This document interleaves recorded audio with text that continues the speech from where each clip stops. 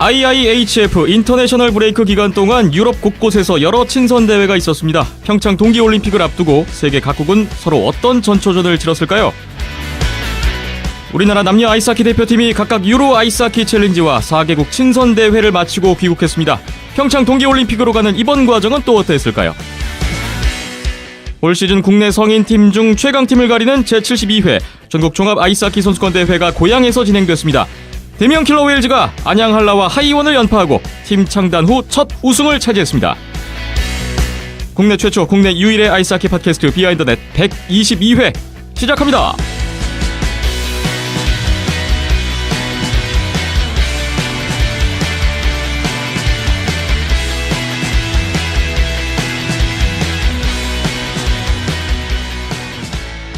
비하인드넷 122회 문을 열어봤습니다.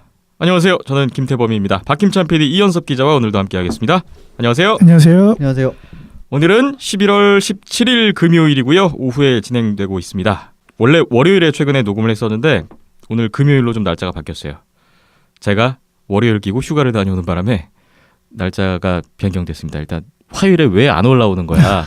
뭐 이렇게 생각하시고 기다리셨던 분들이 있다면 죄송합니다. 예, 일단 여러분께 양해 말씀 먼저 구하겠습니다. 예, 뭐 그렇기도 하거니와 대회가 이제 종합선수권 대회가 계속 있다 보니까 예, 제가 생각했을 때도 대회를 다 마치고 예, 리뷰를 하는 게 맞는 것 같아서 예, 날짜를 이렇게 조정하게 됐습니다. 어제 밤에 종합선수권 대회 결승전 끝나고 바로 다음 날 저희가 또 녹음을 진행하고 있네요.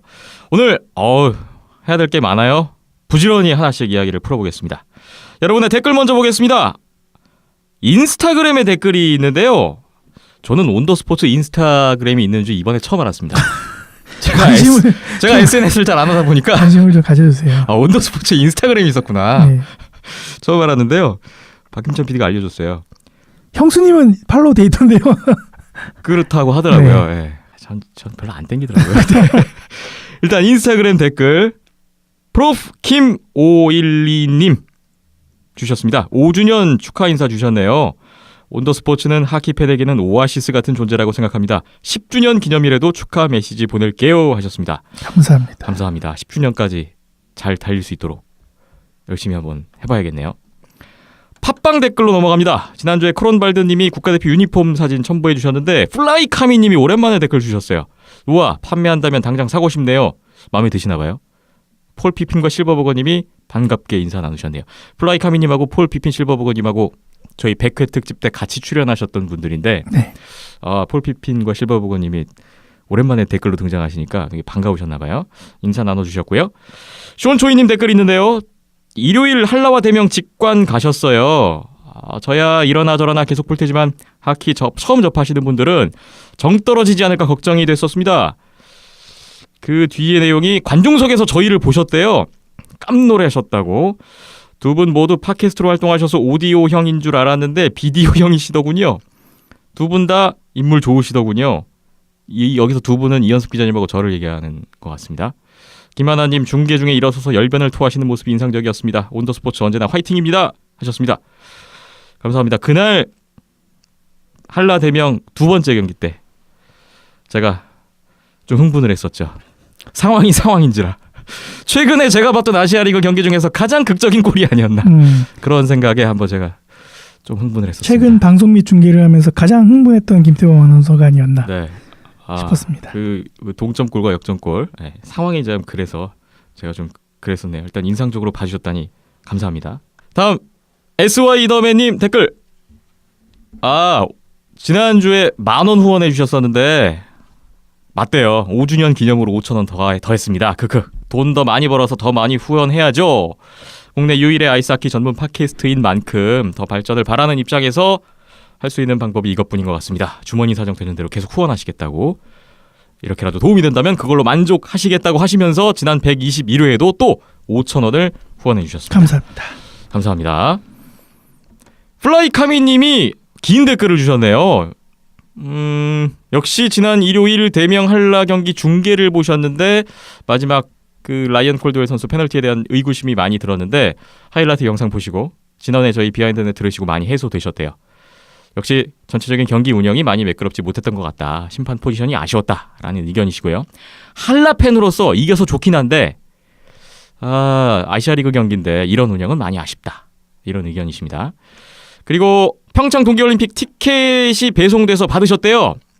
여자부 대한민국 일본 경기, 남자부 노르웨이 스웨덴 경기 배정 받으셨네요.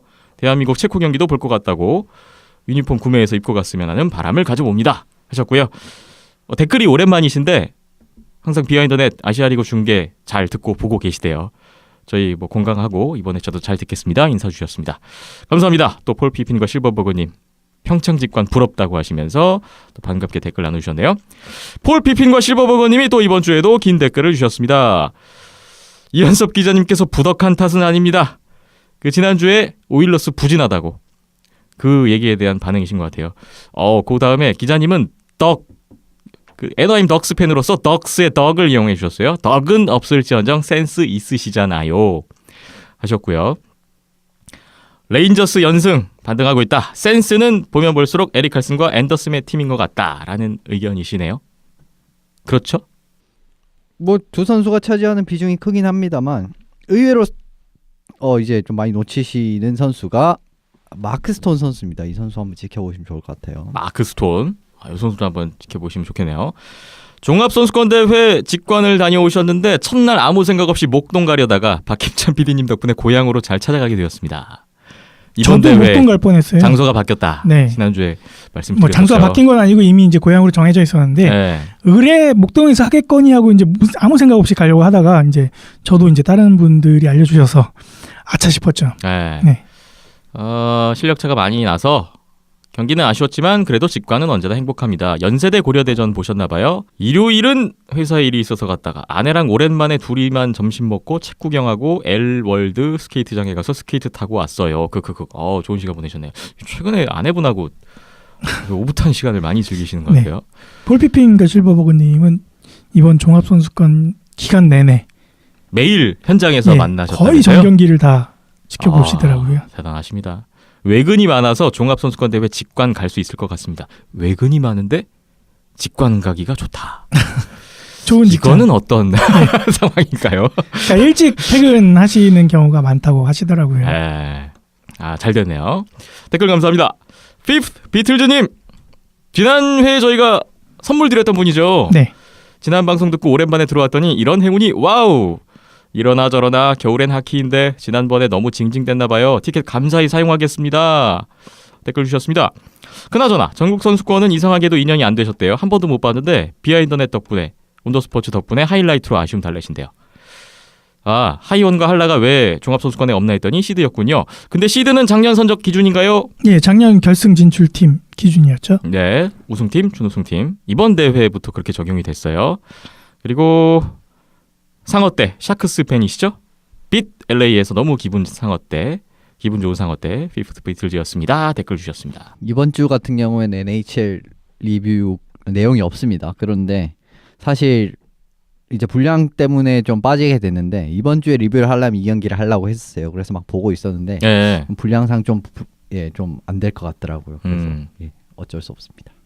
이 지난 한 주가 인터내셔널 브레이크라서 오늘 이현숙 기자님이 좀 그쪽에 초점을 맞춰서 준비를 하셨는데 오늘 NHL 팬분들 입장에서는 조금 아쉬울 수도 있을 것 같아요. 한 주만 좀 양해 부탁드리겠습니다. 다른 하키 소식들도 알아두시면 좋죠. 저희가 NHL 팟캐스트는 아니고 아이스하키 팟캐스트이다 보니까 이런 그리고 구성도 저희가 가능한 것 같아요. 항상 말씀드리지만 전문이 아니고요. 네. 전문으로 오해하시는 분들이 계시는 것 같아서 한 번 더 말씀드리고 넘어가겠습니다. 네. 다음 네이버 댓글 보겠습니다. 바이킹님이 지난 회에 댓글을 주셨는데 녹음 후에 달린 댓글이군요. 5주년 진심으로 축하드립니다. 세 분 열정과 수고에 감사드립니다 하셨습니다. 고맙습니다. 10년, 20년, 50년 계속 제1의 하키 팟캐스트가 되기를 바랍니다.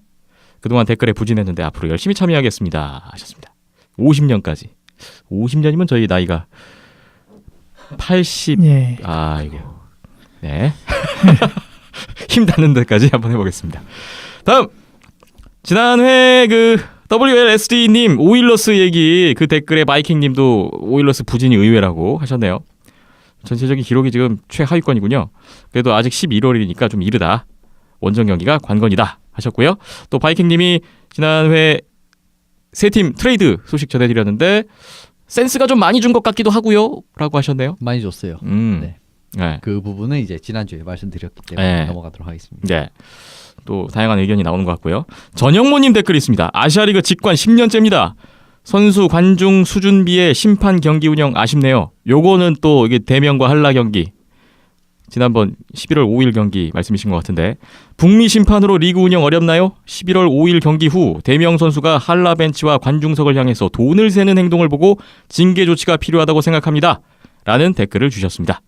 그날 참 판정 문제도 많이 불거졌고 또 경기 후에 좋지 않은 장면들이 연출돼서 또 이런 의견도 나온 것 같아요. 예, 뭐 심판 운영이 아쉽다라는 점은 이 부분까지 포함이 되는 거가 맞고요. 네. 예, 뭐 좀 더 엄격하게 따지고 들어가면은 징계 조치가 내려지는 게 맞죠. 네. 근데 이제 뭐 앞선 그 경기 내용 속에서도 막 정신 없었거니와 그냥 넘어가는 경우가 있었는데 일단 이후에 이제 대명은 이제 그런 일련의 과정 경기 내용 그다음에 이후 경기 이후의 행동들 뭐 이런 내용들을 포함으로 해서 사과문을 올렸었고요.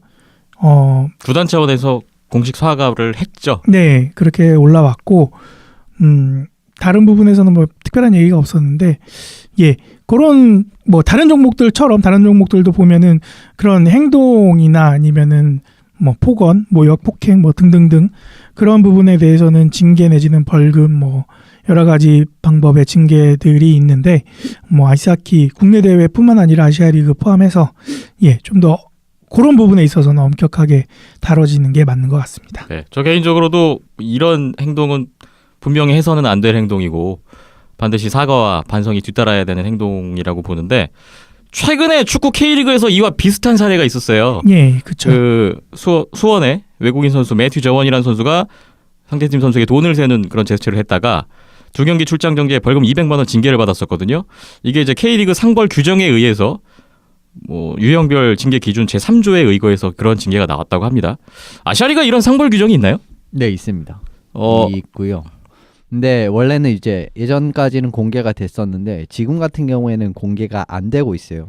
뭐 사이트 일본 쪽 사이트에 들어가면은 네. 사이트 점검 중 이러면서 그 부분에 대한 규정을 열람을 할 수가 없게 돼 있는데 예전 규정도 분명히 있고 최근 업데이트된 규정도 분명히 있습니다. 네. 그렇기 때문에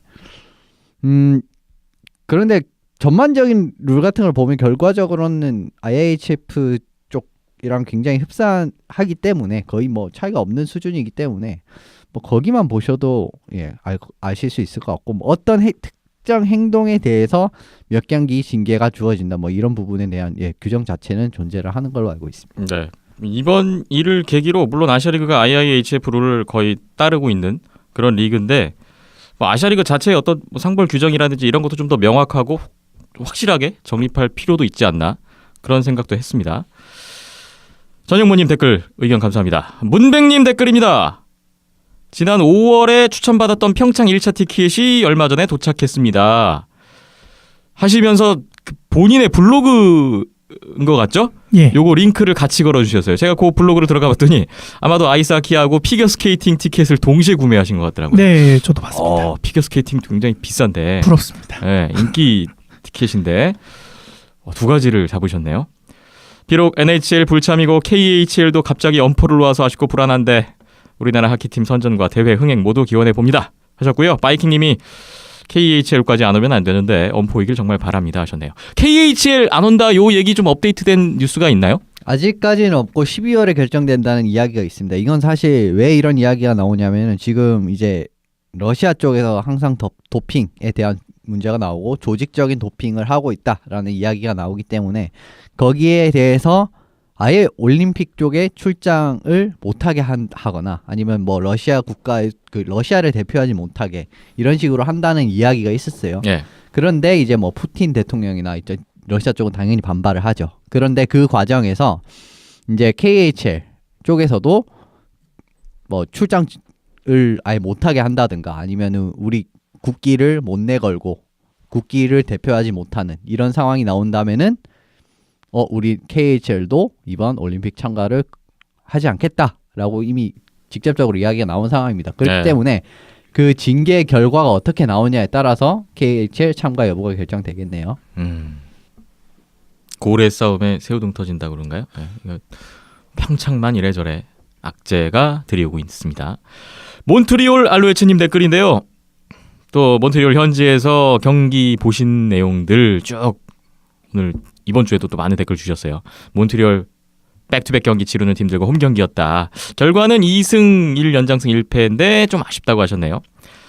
몬토야 언제 들어올지 모르는 부상 상태. 4번 골리 퍼칼이 올라왔는데 신구 드로안과 좋은 시너지를 내줬으면 합니다 하셨고, 프라이스 부상이 아니라 정신적 문제를 겪는 슬럼프 같다고, 이런 의견이시고요. KGOD님도 올해 캐나다 팀들 부진하고 있어서 아쉽다고. 오일러스 팬이신데 씁쓸하시겠죠.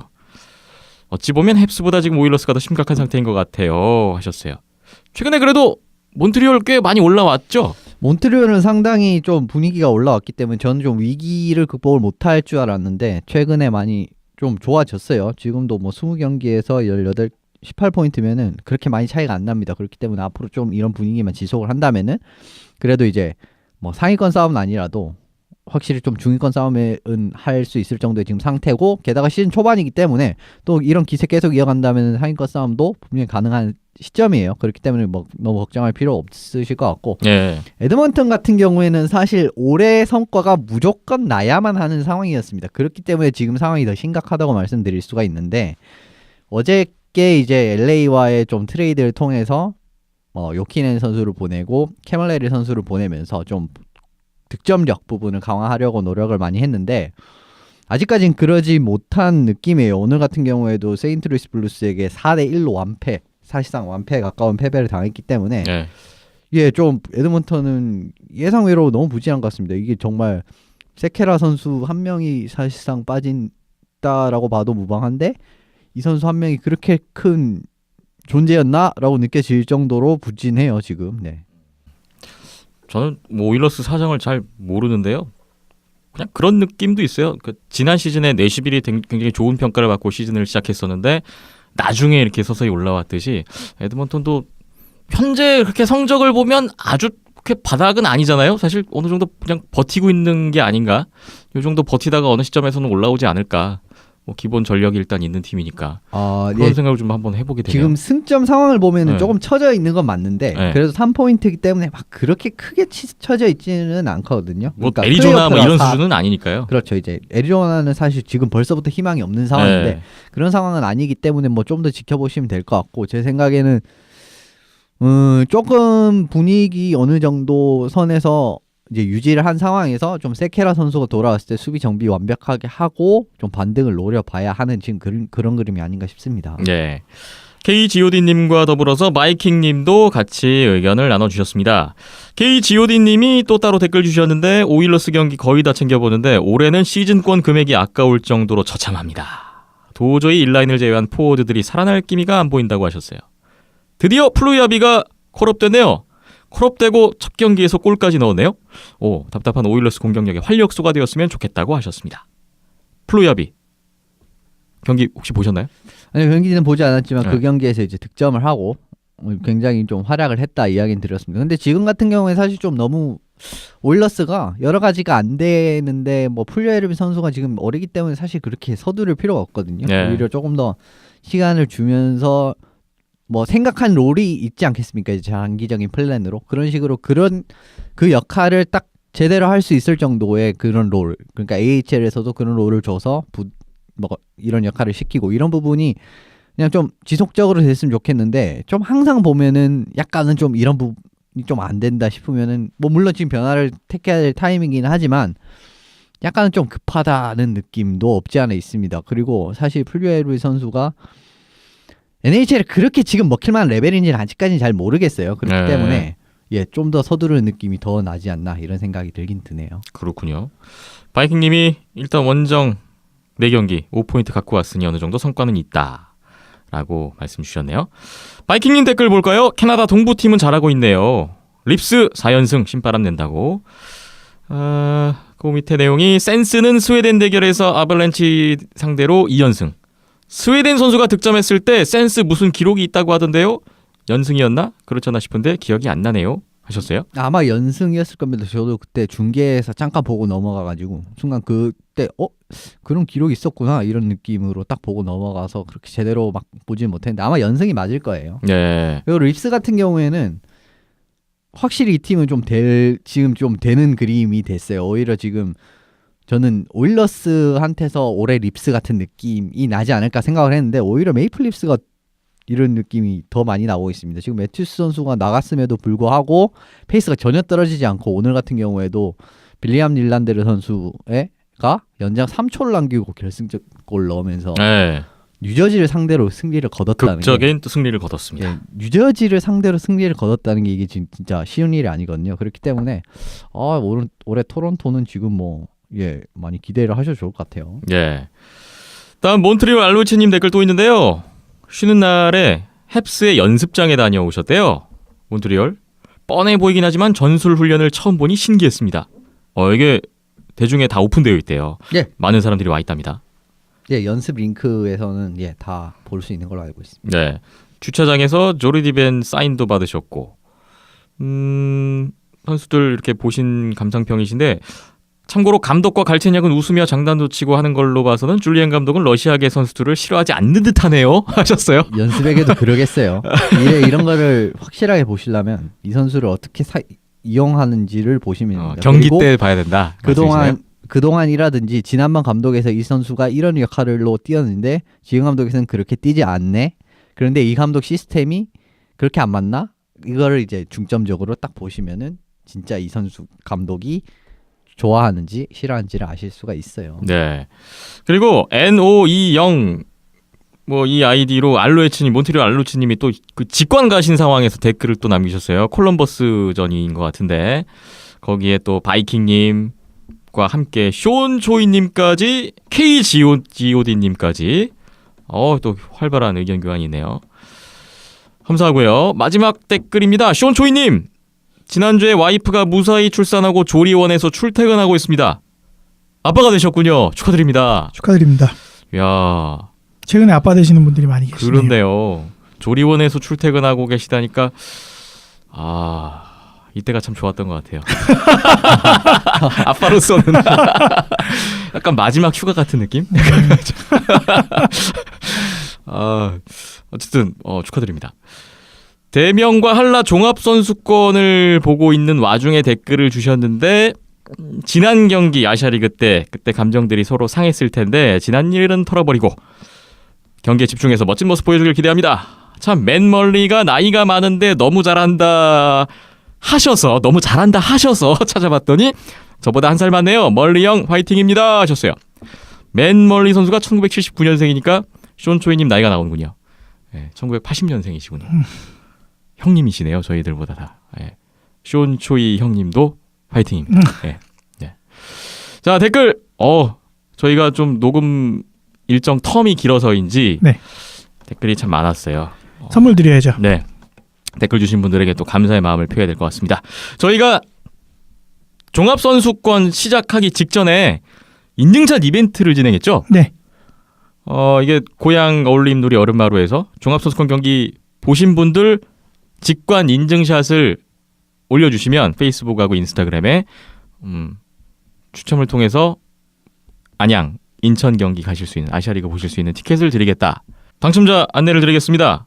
일단 대명 킬러 웨일즈 인천 경기 티켓 받으실 분 J 아름님 그리고 페이스북을 통해서 참여해주신 박찬봉님 핫선92님 민한배님 이렇게 네 분 네. 인천 경기 티켓 2매씩 드릴 거고요. 예. 그리고 안양 안양 경기 티켓 받으실 분 당첨자는 민디37님 진숙리님 형남준님 형남준님까지 세 분이네요. 네. 일단은 이 인증샷 이벤트 당첨되신 분들은 개별적으로 메시지를 드린다고요? 예, 아마 방송 들으실 때쯤이면 이미 메시지를 받으셨을 것 같고요. 네. 방송 들으실 때까지 확인 못 하셨으면 지금 확인해 주시면 되겠습니다. 네. 일단은 당첨되신 분들 축하드리고요. 이벤트 참여해 주셔서 정말 너무나 감사드립니다. 감사드립니다. 예. 네. 앞으로도 이런 좀 많은 참여가 있었으면 좋겠어요. 네. 그리고 상품 더 드려야 되죠. 이번 122회 댓글 참여해 주신 분들 가운데 또 선정을 해야 될 시간이 왔습니다. 이번 주에는 어느 분을 드리면 될까요? 한라 티켓이 지금 두 분을 더 드릴 수 있는 상황이어서 네. 전영모님하고 아시아리그 직관 10년째라고 하셨던 전영모님. 네. 전영모님하고 문백님께 네. 안양한라 티켓 2매와 그 세트잖아요. 예, 그죠? 50% 할인권 2매가 같이 네 세트로 분이 묶여 같이 가실 있는 수 있는. 네, 그거를 드리겠습니다. 네. 혹시나 행여나 설마 대명 팬이신데 안양한라 티켓을 받으실 수도 있는데 네, 이왕 이렇게 된 거 네. 안양한라도 한번 가서 경기 보시면은 네. 좋지 않을까 싶고요. 네. 안양한라 경기가 대명하고 안 겹치는 게 이제 주중 경기 2경기가 있고 그다음에 연말에 하이원과의 경기가 있기 때문에 충분히 즐기실 수 있으실 것 같습니다. 전영무님, 문백님께 안양한라의 안양 홈 경기 티켓 전달해 드리겠습니다. 예. 그리고 지금 이 티켓들을 받으시는 분들께 이어지는 이벤트가 또 있습니다. 네. 그냥 티켓 드리고 안 가보고 그냥 버리는 경우도 만에 하나 막 생길 수도 있고 또 이게 공짜로 얻은 거는 또 이게 신경 잘 못 쓸 수도 있잖아요. 그래서 이거는 못 가고는 안 배기게끔 하기 위해서 티켓을 이용하셔서 아시아리그 경기를 관람하신 거를 또 인증을 남겨주시면은 네. 저희가 지금 안양한라 그 캐릭터 키링을 갖고 있거든요. 네. 그거하고 대명킬러웨일즈 모자도 확보해 놓고 있습니다. 그리고 뭐 후드티도 있고 뭐 오셔널드 이용권도 있고요. 대명킬러 웨일즈와 안양한라 관련 상품들. 네, MD 상품들이 있기 때문에 인증샷을 남겨주시면은 그 선물들 중에 골라서 보내드리도록 하겠습니다. 계속해서 참여해주신 모든 분들께 감사드리고요. 계속해서 여러분과 함께하는 재미있는 하키 추억을 많이 만들어갔으면 좋겠습니다. 여러분 모두 감사드립니다. 다음 순서로 이어가 보겠습니다.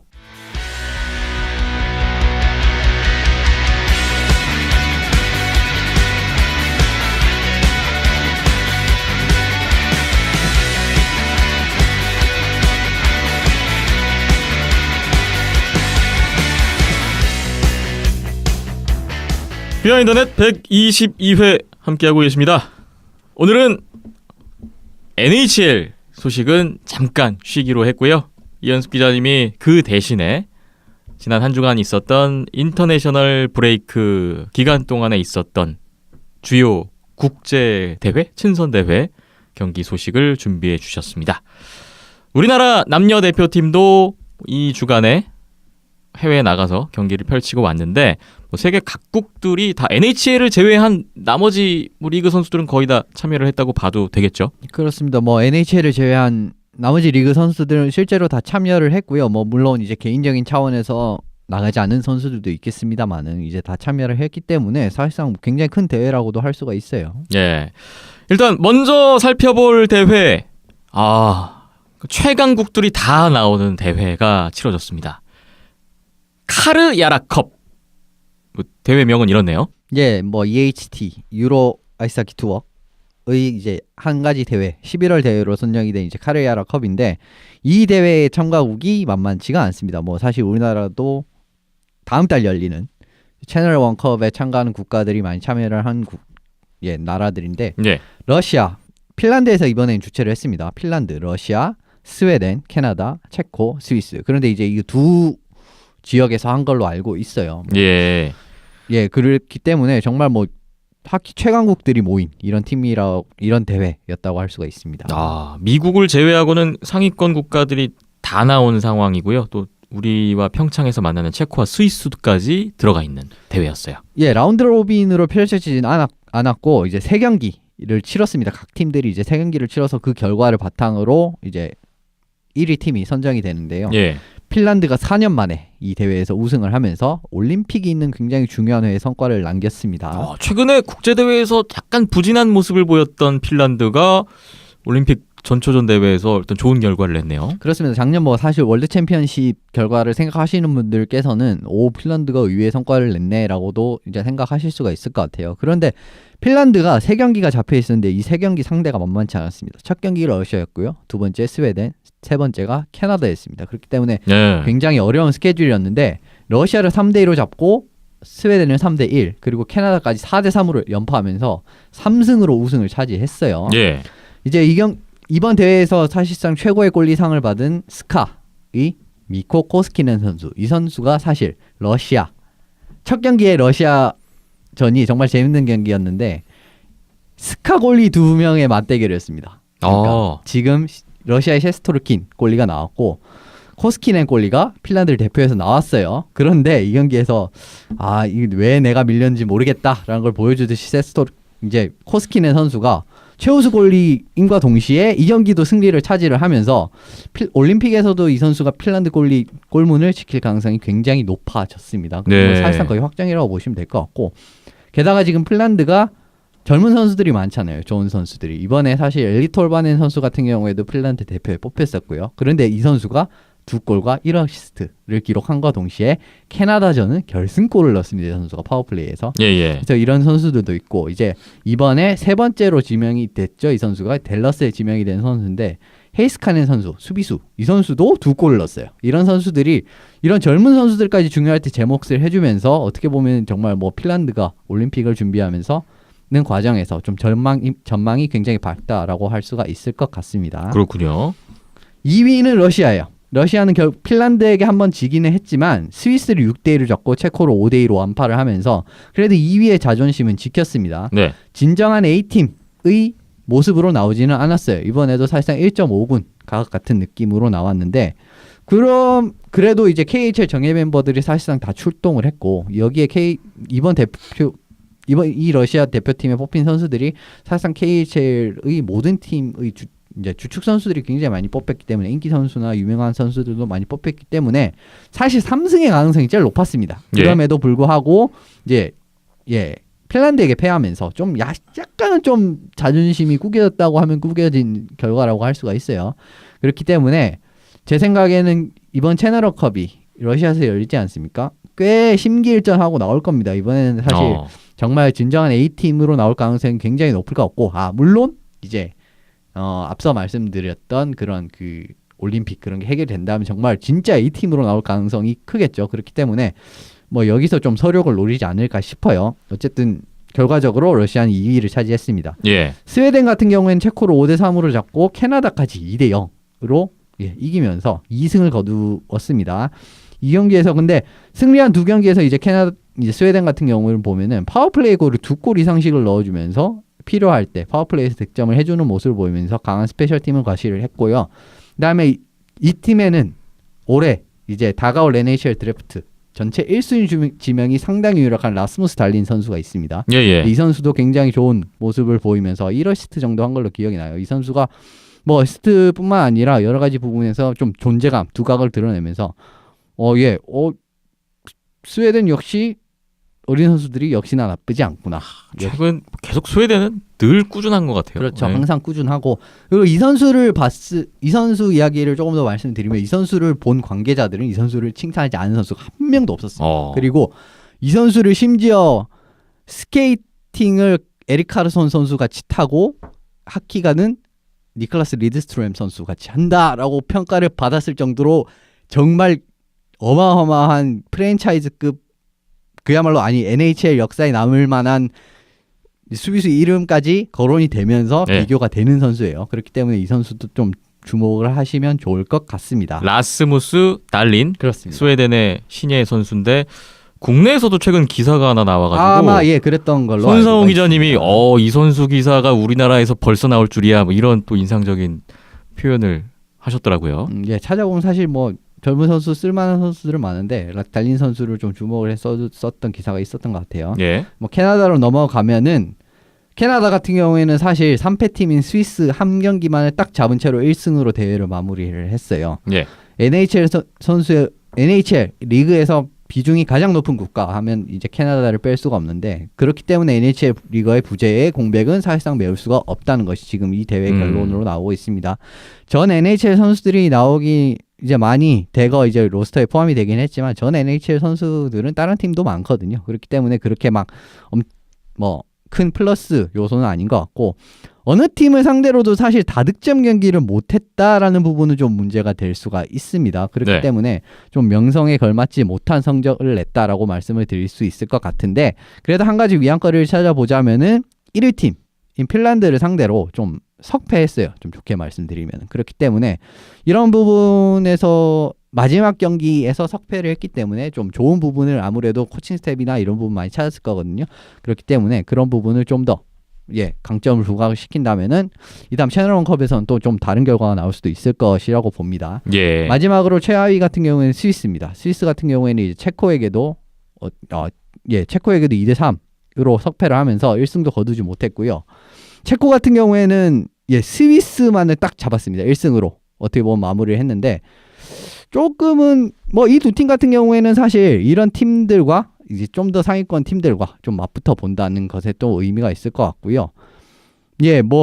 아직까지 시간은 있기 때문에 조금 더 조율을 하면은 될 것 같습니다. 그래도 두 팀이 막 그렇게 크게 아주 대패를 하고 아주 경기력이 나쁘다라고 한 경기는 그렇게 크게 없었기 때문에 아주 좀 그렇게 걱정은 안 하셔도 될 것 같아요. 그리고 좀 스위스를 조금 더 설명을 드리면은 지난 월드 챔피언십에서 이 팀이 좀 많은 이변을 일으키지 않았습니까? 캐나다도 잡고 그런 경기가 있었는데 이번에도 사실상 러시아전을 제외를 하면은 두 경기를 좀 접전으로 끌고 간 이제 이런 이력이 있기 때문에 사실상 우리나라 입장에서도 좀 방심할 수 없는 상대임이 이제 이런 대회 결과로도 좀 증명이 됐다라고 생각합니다. 이번 대회에서 체코와 스위스가 상대했던 국가들을 이제 12월 초에 우리나라가 상대하게 될 텐데 간접 비교가 될 수도 있을 것 같습니다.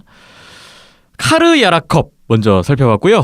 다음 살펴볼 대회는 어떤 대회인가요? 독일에서 열린 도이치란트컵을 살펴드리겠습니다. 네. 참가국은 이제 독일이 호스트를 했고 러시아 B팀이 이 대회에 참가를 했어요. 러시아 B팀은 뭔가요? 러시아 B팀이라고 하면은 사실상 그냥 표면적으로는 2군인 겁니다. 그러니까 A, B팀을 둘 다 운영을 하고 있기 때문에 러시아 B팀인데 사실상 이 로스터를 살펴보면은 KHL 유명 선수들이 상당히 포함이 됐기 때문에 전력 자체는 그렇게 낮지가 않습니다. 러시아 B팀 그리고 슬로바키아, 미국이 이 대회에 참가를 하면서 이번 좀 어떻게 보면 국제 친선 무대에 선을 보이게 됐네요. 그런데 결과를 보니까 러시아 B팀이 3승, 득실 마진 플러스 11이라는 압도적인 차이로 그냥 우승을 하면서 B팀인데도 그렇죠. 강력한 전력을 유감없이 과시했습니다. 첫날부터 홈팀인 독일을 8대2로 그냥 완파를 하면서 좋은 분위기를 보여줬어요. 그리고 미국을 상대로도 5대2로 정말 어렵지 않게 승리를 했고요. 마지막 경기인 슬로바키아 역시 4대2로 잡으면서 어떻게 보면 이 게임이 더 제일 어려웠습니다. 그렇기 때문에 어렵지 않게 우승을 했고 러시아 B팀이긴 한데 말씀드렸듯이 KHL 유명 선수들 많이 참여를 했고요. 골리 같은 경우에는 러시아 자국 리그에서 상당히 오랜 기간 동안 좋은 성적을 알린 바실리 코셰치킨 선수. 이 선수가 B팀 골리라는 자체에서부터 이미 러시아라는 나라가 얼마나 두터운 선수층을 가지고 있는지 좀 아실 수 있을 것 같아요.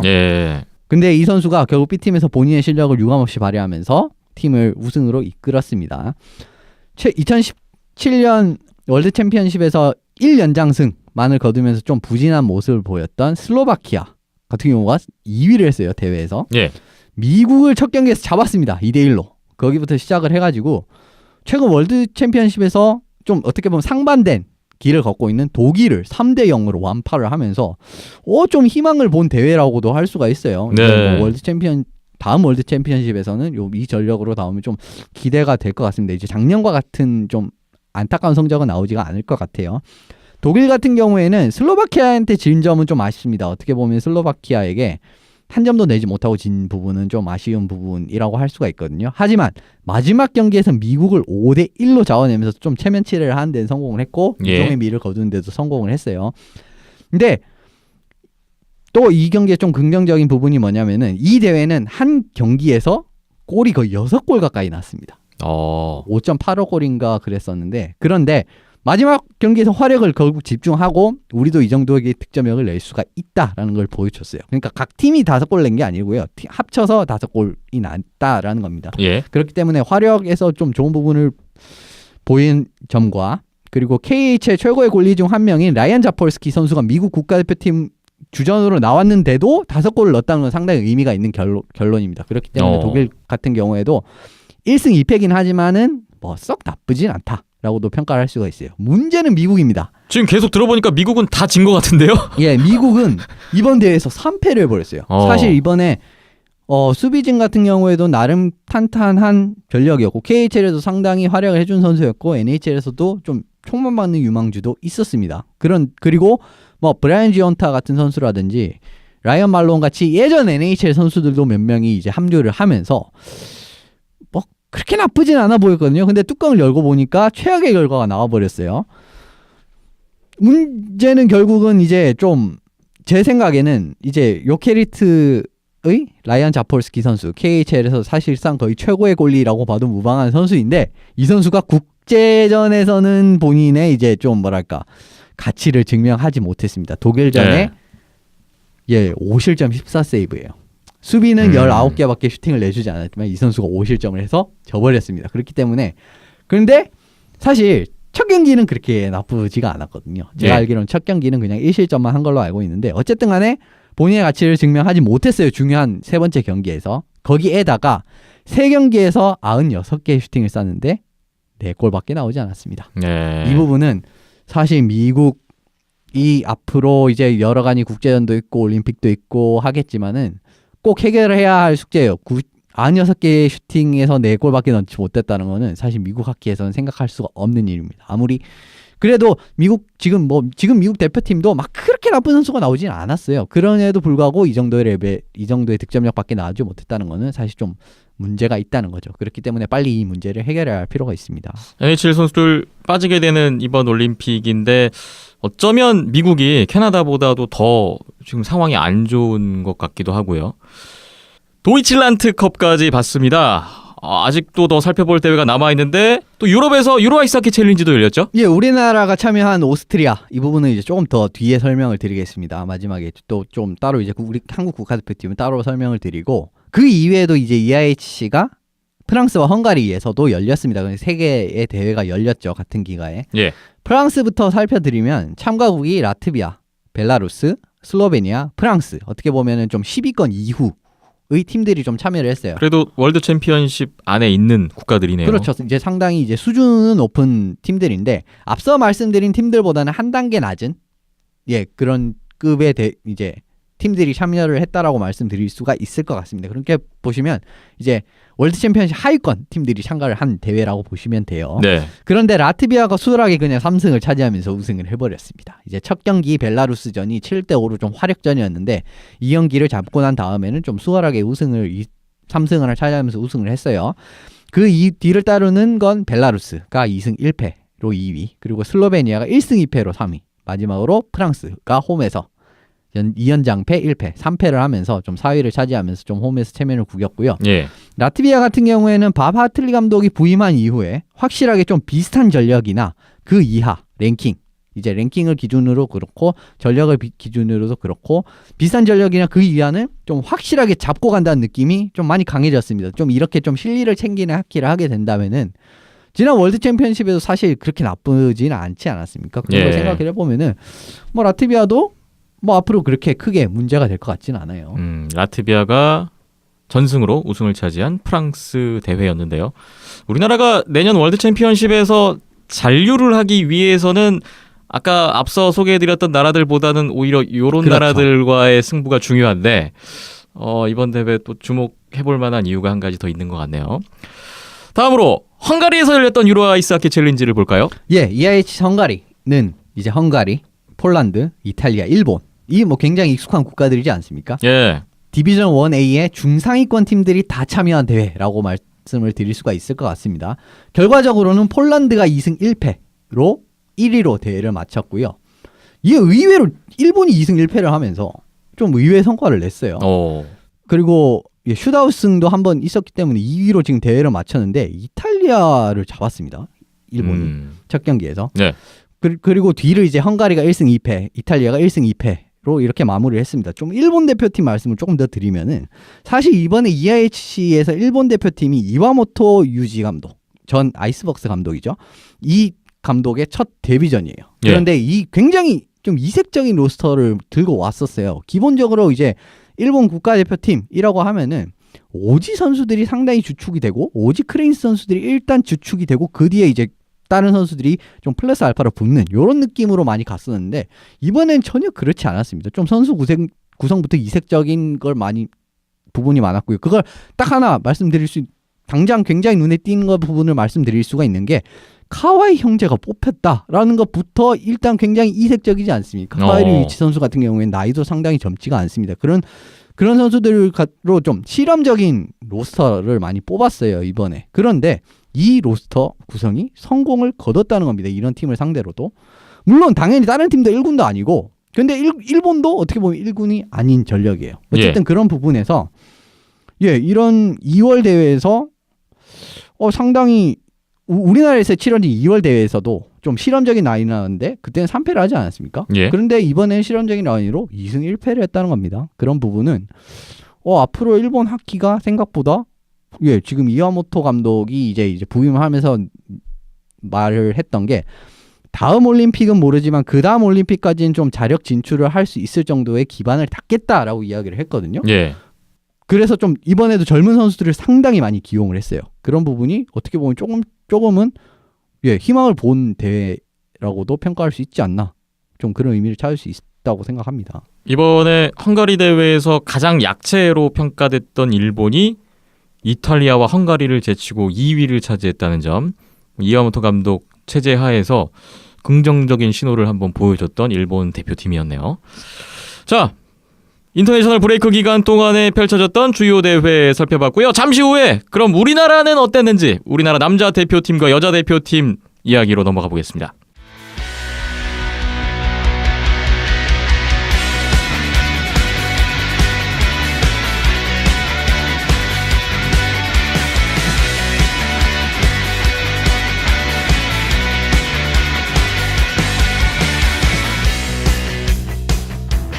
대한민국 남자 아이스하키 국가대표팀이 오스트리아에서 열린 유로 아이스하키 챌린지에 참가했습니다. 유로 아이스하키 챌린지 2017 인스부르크라는 대회였는데 우리나라와 오스트리아, 노르웨이, 덴마크까지 총 4팀이 참가했던 대회였습니다. 우리나라 남자 대표팀이 총 3경기를 치렀는데 첫 번째 경기 덴마크전이었습니다. 세계 랭킹 14위의 덴마크. 지난 2월에 고향에서 우리가 4대2로 승리를 한 바가 있고 내년 월드 챔피언십의 홈팀이죠. 또 B조에 우리나라랑 같이 속해 있는 팀이 바로 덴마크입니다. 결과는 4대7 우리나라가 패배하고 말았습니다. 브락 라던스키 선수의 선제골로 출발을 했던 경기인데 저는 여기가 좀 승부처이지 않았나 싶었어요. 2대3으로 뒤지던 2피리어드 중반이었는데 파워플레이 기회를 잡았는데 오히려 숏핸디드 골을 허용하면서 좀 흐름을 내줬고요. 3피리어드 중반에 내리 3실점하면서 승부는 결정이 났네요. 4대7 패배. 덴마크와의 역대 전적 1승 6패째를 기록했던 우리나라 남자 대표팀이었습니다. 다음 2차전 오스트리아전이었습니다. 오스트리아는 세계 랭킹 16인데요. 지난 4월에 세계선수권대회에서 우리나라가 0대5로 완패를 했었죠.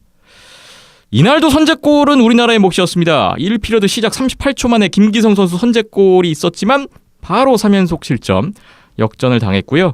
3실점 후 1피리어드 도중이었는데 이제 골리가 바뀌는 상황까지 맞게 된 우리나라 대표팀이었어요. 오스트리아가 1피리어드 4골, 2피리어드 3골 초반부터 크게 달아났고요. 조민호 선수, 김상욱 선수 만회골이 있었습니다만 최종 스코어 3대8로 우리나라가 또 한 번 패했습니다. 오스트리아와의 역대 전적도 1승 6패째를 기록했네요. 마지막 세 번째 경기 노르웨이전이었습니다. 노르웨이가 세계 랭킹 9위. 최근에 3번 연속 올림픽도 나갔던 팀이고 이번 대회 특히 멤버가 베스트 오브 베스트라고 지난 회에 소개를 드렸었는데 가장 강팀이지 않았나 싶습니다. 노르웨이 역시 월드 챔피언십 내년에 우리와 같은 조에 편성이 돼 있는데요. 우리나라가 지난 해죠. 2월에 2경기 모두 패배한 바가 있었어요. 이번 경기도 결과는 좋지 않았습니다. 초반부터 좀 승부가 갈렸네요. 0대3으로 시작했던 3피리어드에서도 추가 2실점하면서 0대5까지 점수차가 크게 벌어졌고요. 라던스키 선수가 한 골 마다하는데 그쳤습니다. 최종 스코어 1대5로 우리나라가 3패째를 기록했습니다. 최종 결과 안내를 드리면 우리나라가 3전 3패, 승점 0점. 3경기 동안에 8득점에 20실점을 했습니다. 최하위 대회 4위로 이번 대회를 마감했는데요. 덴마크가 우리나라전 승리 포함해서 3전 3승으로 우승을 차지했던 이번 오스트리아 유로 아이스하키 챌린지 대회였습니다. 일단 이 경기가 생중계로 볼 수는 없었다고 저는 들었는데요. 어느 정도 챙겨보셨는지 모르겠네요. 이번 대회에 대한 한마디씩 감상평을 좀 듣고 싶은데요. 이번 대회 같은 경우에는 사실상 우리나라의 경기를 볼 수 있는 건 오스트리아전 정도였습니다. 그런데 저는 문제점과 어쨌든 장점이 나온 부분을 좀 언급을 드리려고 해요. 근데 이번 대회는 사실 좀 장점보다는 문제점에 많이 부각된 그런 대회였던 것 같습니다. 처음으로 말씀드릴 거는 골리 문제는 일단 제껴둡시다. 달튼이 부상으로 나오지 않았어요. 이제 그런 부분은 좀 빼고 말씀을 드리겠습니다. 하지만 이를 감안하더라도 경기력이 만족스러운 수준이었냐라는 데에 대한 답변은 그렇지 않다라고 좀 드릴 수 있을 것 같습니다. 9피리어드를 치르는 동안 피리어드를 앞선 채로 끊는 적은 한 번도 없었고요. 그리고 한 피리어드도 슈팅 수에서 앞선 피리어드조차 없었습니다. 그런데 이게 더 문제가 되는 이 부분이 더 문제가 되는 게 뭐냐면은 우리나라가 쫓아가는 경기를 했다는 거예요. 쫓아가는 경기를 하면은 일단적으로 쫓아가는 팀이 슈팅 수나 이런 부분에서 굉장히 공세적인 전략을 걸기 때문에 슈팅 수나 이런 부분이 떨어지면 안 됩니다. 보통은 더 공세적으로 나오면은 쫓아가는 팀이 오히려 이제 쫓기는 팀의 2배 정도의 슛을 내는 경우도 있어요. 그럼에도 불구하고 앞선 적이 없다. 이런 부분은 전반적인 경기력에 좀 문제가 있었다라는 부분도 해석이 될 수가 있는 부분이죠. 스코어에서 뒤지는 상황에서도 그렇게 추격을 위해서 공세를 펼치지 못했다. 그렇죠. 그러니까 그런 전략이 제대로 먹히지 않았는지는 이제 그 부분은 경기를 확인해야 알 수가 있겠습니다만은 일단 슈팅수에서 일단 그런 부분에서도 밀렸다는 부분이 좀 문제라고도 말씀을 드릴 수 있을 것 같고 또 달튼이 국가대표에서 미친 영향력이 얼마나 컸나. 3경기에 20실점을 했는데 이게 뭐 비단 맷 달튼 선수 공백 문제만은 아니겠습니다만 그렇습니다. 일단은 뭐 영향력을 느낄 수 있긴 합니다. 영향력은 확실하게 느낄 수가 있었죠. 왜냐하면 사실 지난 D1A를 좀 돌이켜 보더라도 굉장히 위험한 장면들이 있었거든요. 근데 그런 장면마다 달튼 선수가 막아준 게 있었습니다. 아무튼 여기서 문제점은 뭐냐면 사실상의 백업 계획이 전무하다는 거예요. 지금 같은 경우에는 박성재 선수 같은 경우가 이번 대회에서 또 출장의 기회를 잡았는데 본인의 가치를 증명하는데 또 실패를 했습니다. 그리고 최근에 소속팀에서 흐름이 좋았던 황윤호 선수마저 좀 대량 실점을 하면서 좀 무너진 그런 경기를 한 경기 했었어요. 그렇기 때문에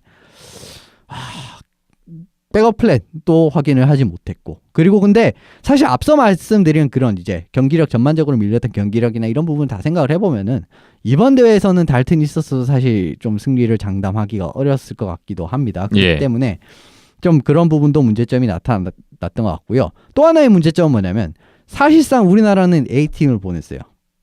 그러니까 넘버원이라고 할 수 있을 만한 팀을 보냈습니다. 맷 달튼을 제외하고는 거의 뭐 베스트가 나갔다고 봐야겠죠. 그런데 다른 팀은 그렇지 않았어요. 그럼에도 불구하고 이런 결과가 나왔다라는 거는 세계의 벽은 역시나 높다라는 것을 좀 다시금 증명을 할 수 있는 대회라고도 하고요.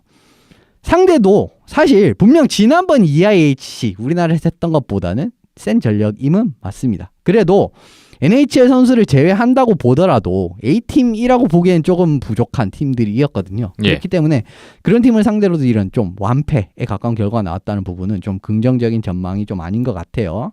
그런데 더 문제는 뭐냐면 다음 달에 채널원컵이 잡혀 있습니다. 채널원컵은 이 팀들보다 더 강력한 팀들을 맞상대하게 되죠. 그런데 지금 이 세 국가를 상대로도 이 정도의 경기력이 나왔는데 이보다 더 강한 팀들을 당장 상대하는 부분이 좀 걱정이 되기는 해요. 제가 생각을 했을 때는 지금 A팀으로 나왔으면 이 세 국가는 최소한 비등한 경기는 했어야 됐다라고 봅니다.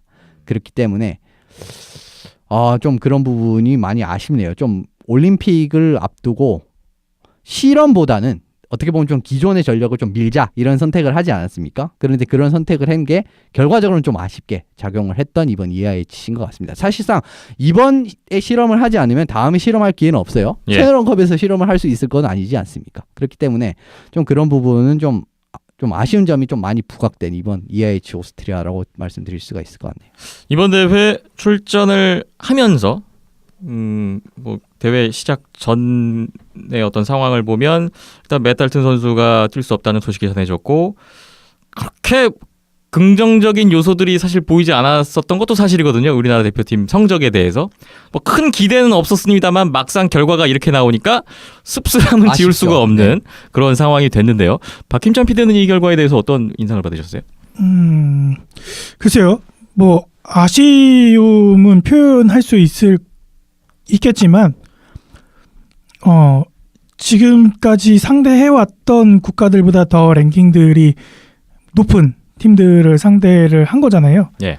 예, 뭐 그런 한 수 위 팀들을 상대를 해서 이 정도 결과가 나왔다. 그 결과 자체만 받아들이면 될 것 같아요. 거기에 뭐 아쉬움 아니면 우리가 너무 못했어 뭐 이런 걸로 자책을 하는 것보다는 지금 수준이 이 정도구나. 그렇다고 해서 다음 달에 있을 채널 원컵에서 이 팀들보다 두 수 위, 세 수 위에 있는 팀들을 상대하는데 그러면 스코어가 더 벌어지겠네. 이렇게는 또 생각이 안 들거든요. 네. 지금하고 큰 차이 없을 것 같아요. 뭐 지금도 뭐 4골에서 5골 차이 경기 결과가 나왔다라고 한다면은 분명히 다음 달에 있을 채널 원컵에서도 비슷한 스코어 차이가 나올 것 같습니다. 예. 예, 그거는 분명히 말씀드릴 수 있을 것 같고요. 올림픽이 얼마 남지 않은 상황에서 실험보다는 기존 전략을 택하는 그 이유도 아마 제 개인적인 생각으로는 그런 성적에 대한 부담, 승패에 대한 부담감이 작용했으리라고 봐요. 그냥 어련히 잘하겠거니 놔뒀으면은 좀 더 감독 아니면 코칭 스텝에서 좀 더 유용한 선수 기용이나 유연한 전술 전략들이 나왔을 법한데 너무 승패나 아니면 성적에 대한 기대감 그리고 올림픽이 앞둔 입장에서 더 높은 상대를 상대하는데 이 정도 팀들을 상대로는 더 잘해야지 이런 부담감이 좀 더 그런 선택의 기준 폭을 좁히게 만들었던 건 아닐까라는 생각을 하게 됐고요. 예. 그런 부분들이 뭐 선수들이나 코칭 스태프들에게 미치는 영향도 없지 않아 있다고 생각이 듭니다. 그래서 너무 뭐 쟤네는 2군 나왔는데 우리 1군 내보냈으니까 더 잘해야 돼. 이거는 좀 너무 과한 욕심이지 않을까라는 생각이 들고 우리의 수준은 이 정도다라는 거를 현실적으로 직시를 하고 이 기준에서 좀 더 발전하고 나아갈 수 있게끔 또 하나씩 고쳐 나가야겠죠. 저희가 뭐 디비전 1A에서 뭐 좋은 성적을 거뒀고 지난 과정들을 거치면서 뭐 유럽에 있는 팀들을 상대로 좋은 성적을 낸 적도 있었으나 하키란 게 뭐 항상 그 정도 성적을 꾸준하게 낼 수 있는 스포츠도 아니거니와 또 우리나라가 그렇게 기복이 안정된 팀은 아니잖아요. 선수층이 두꺼운 것도 아니고 고작 해봐야 실업팀 3팀에서 뽑아서 나간 지금 국가대표 전력이기 때문에 선수층이 얇다라는 거는 어느 누구 전 세계 모든 사람들이 알고 있을 거고요. 그렇기 때문에 결과를 놓고 보기보다는 그 안의 과정들 그리고 지금의 선수들 이 얼마만큼 부담을 안고 뛰고 있을까라는 것도 좀 감안을 하면서 보시면 좋지 않을까 생각이 듭니다. 네. 두 분의 의견을 한 말씀씩 들어봤는데 글쎄요. 저는 뭐 일단은 결과는 안 좋은 건 안 좋은 건데 이번에 맷달튼 선수가 안 나오게 된 것이 저는 오히려 반대로 생각해 보면 사실 맷달튼이 없었을 때에 대한 대안도 준비를 해야 되는 거니까 아니 그래서 언제까지나 맷달튼 선수 믿고 있다가 만에 하나 그런 일은 없어야겠지만 뭐 맷달튼 선수 몸에 문제가 생긴다든지 뭐 다른 이유로 인해서 올림픽을 못 뛰게 될 수도 있는 거 아닙니까? 그러면은 제2의 제3의 골리가 맷달튼 선수 수준의 어느 정도 비슷한 그런 수준의 골리들을 계속 키워야 되고 나와야 되는데 그런 측면에서는 이번에 뭐 박성재 선수라든지 황현호 선수가 그래도 뭐 그런 외국 팀들 한번 상대해보고 비록 결과는 좋지 않았지만 경험을 했다라는 게 중요한 것 같고요.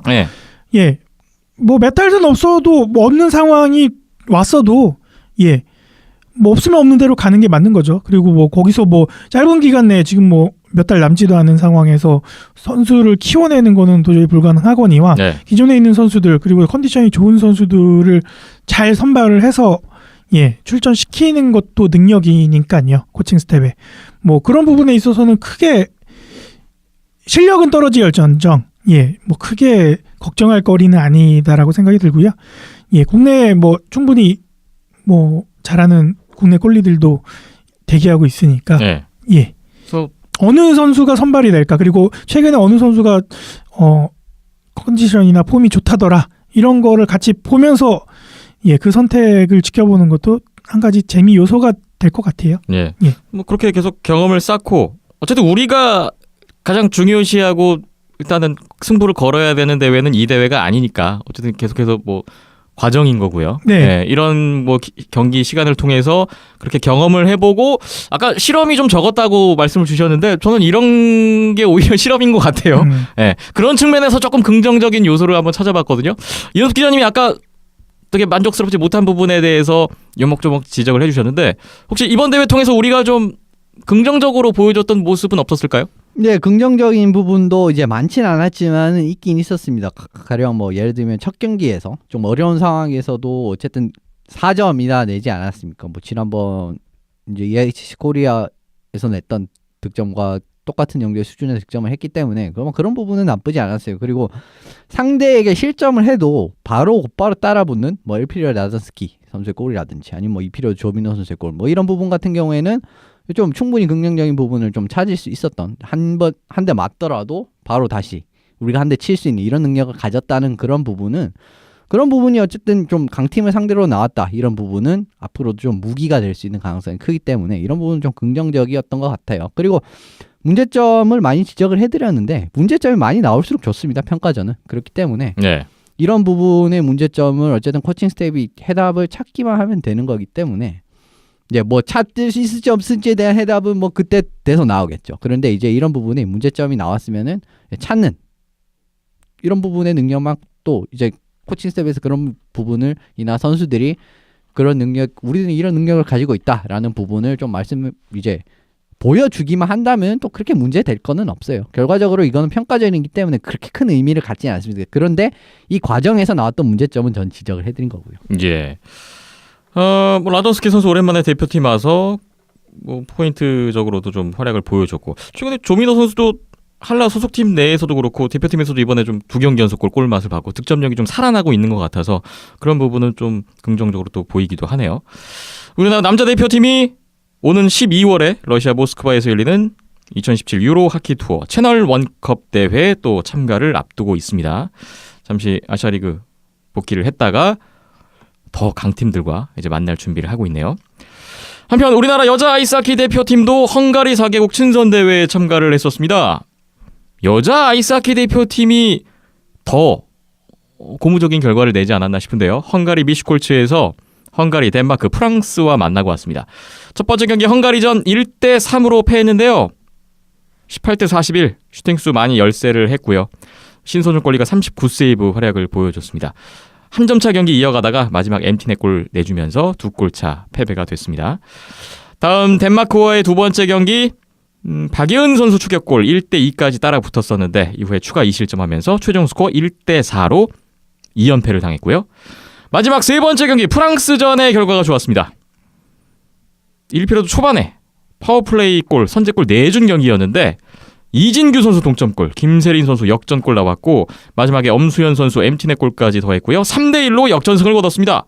이날 경기는 슈팅수도 40대 23으로 우세한 경기였고 역시나 신소정 골리는 22세이브에 좋은 활약을 보여줬습니다. 프랑스가 사실 지난번에 여름에 8월에 저희 우리나라가 알베르빌 훈련 당시에 2경기 연속 한 골차로 패했던 팀인데 이번에 사실 뭐 박종화, 한수진, 이은지 이런 주축 선수들 부상으로 빠졌음에도 불구하고 프랑스를 이겼어요. 세계 랭킹 13위인 프랑스를 상대로 거둔 승리이기 때문에 요 승리는 좀 의미가 있을 것 같네요. 프랑스전뿐만 아니라 앞선 경기에서도 점수차가 크게 안 났고 박빙의 종이 한 장 승부였기 때문에 이 세 팀들이 랭킹만 놓고 보면 우리보다 한참 위에 우리나라 지금 20위권 밖인데 팀들인데 세 경기 모두 잘 치러낸 거라고 결과를 받아들이면 좋을 것 같고요. 예. 되게 희망적인 요소가 많네요. 네. 스웨덴과 예전에 강릉에서 7월에 친선 경기 그때 2연패 했었고 최근에 14경기를 내리시던 우리나라 여자 대표팀이 정말 오랜만에 승리를 거뒀던 프랑스전이었습니다. 여자 대표팀 차근차근 올림픽 준비를 잘 해나가고 있는 것 같습니다. 대표팀이 휴식 후에 11월 20일부터 또 바로 진천 선수촌에서 합숙 훈련에 들어간다고 해요. 한 달 정도 합숙 훈련을 한다고 하고요. 12월 21일부터 다시 3주간의 미국 전지 훈련을 떠날 예정이라고 합니다. 우리나라 남녀 아이스하키 대표팀의 동향을 또 한번 살펴봤습니다. 비하인드넷 122회 잠시 후에 종합선수권 이야기를 풀어보겠습니다.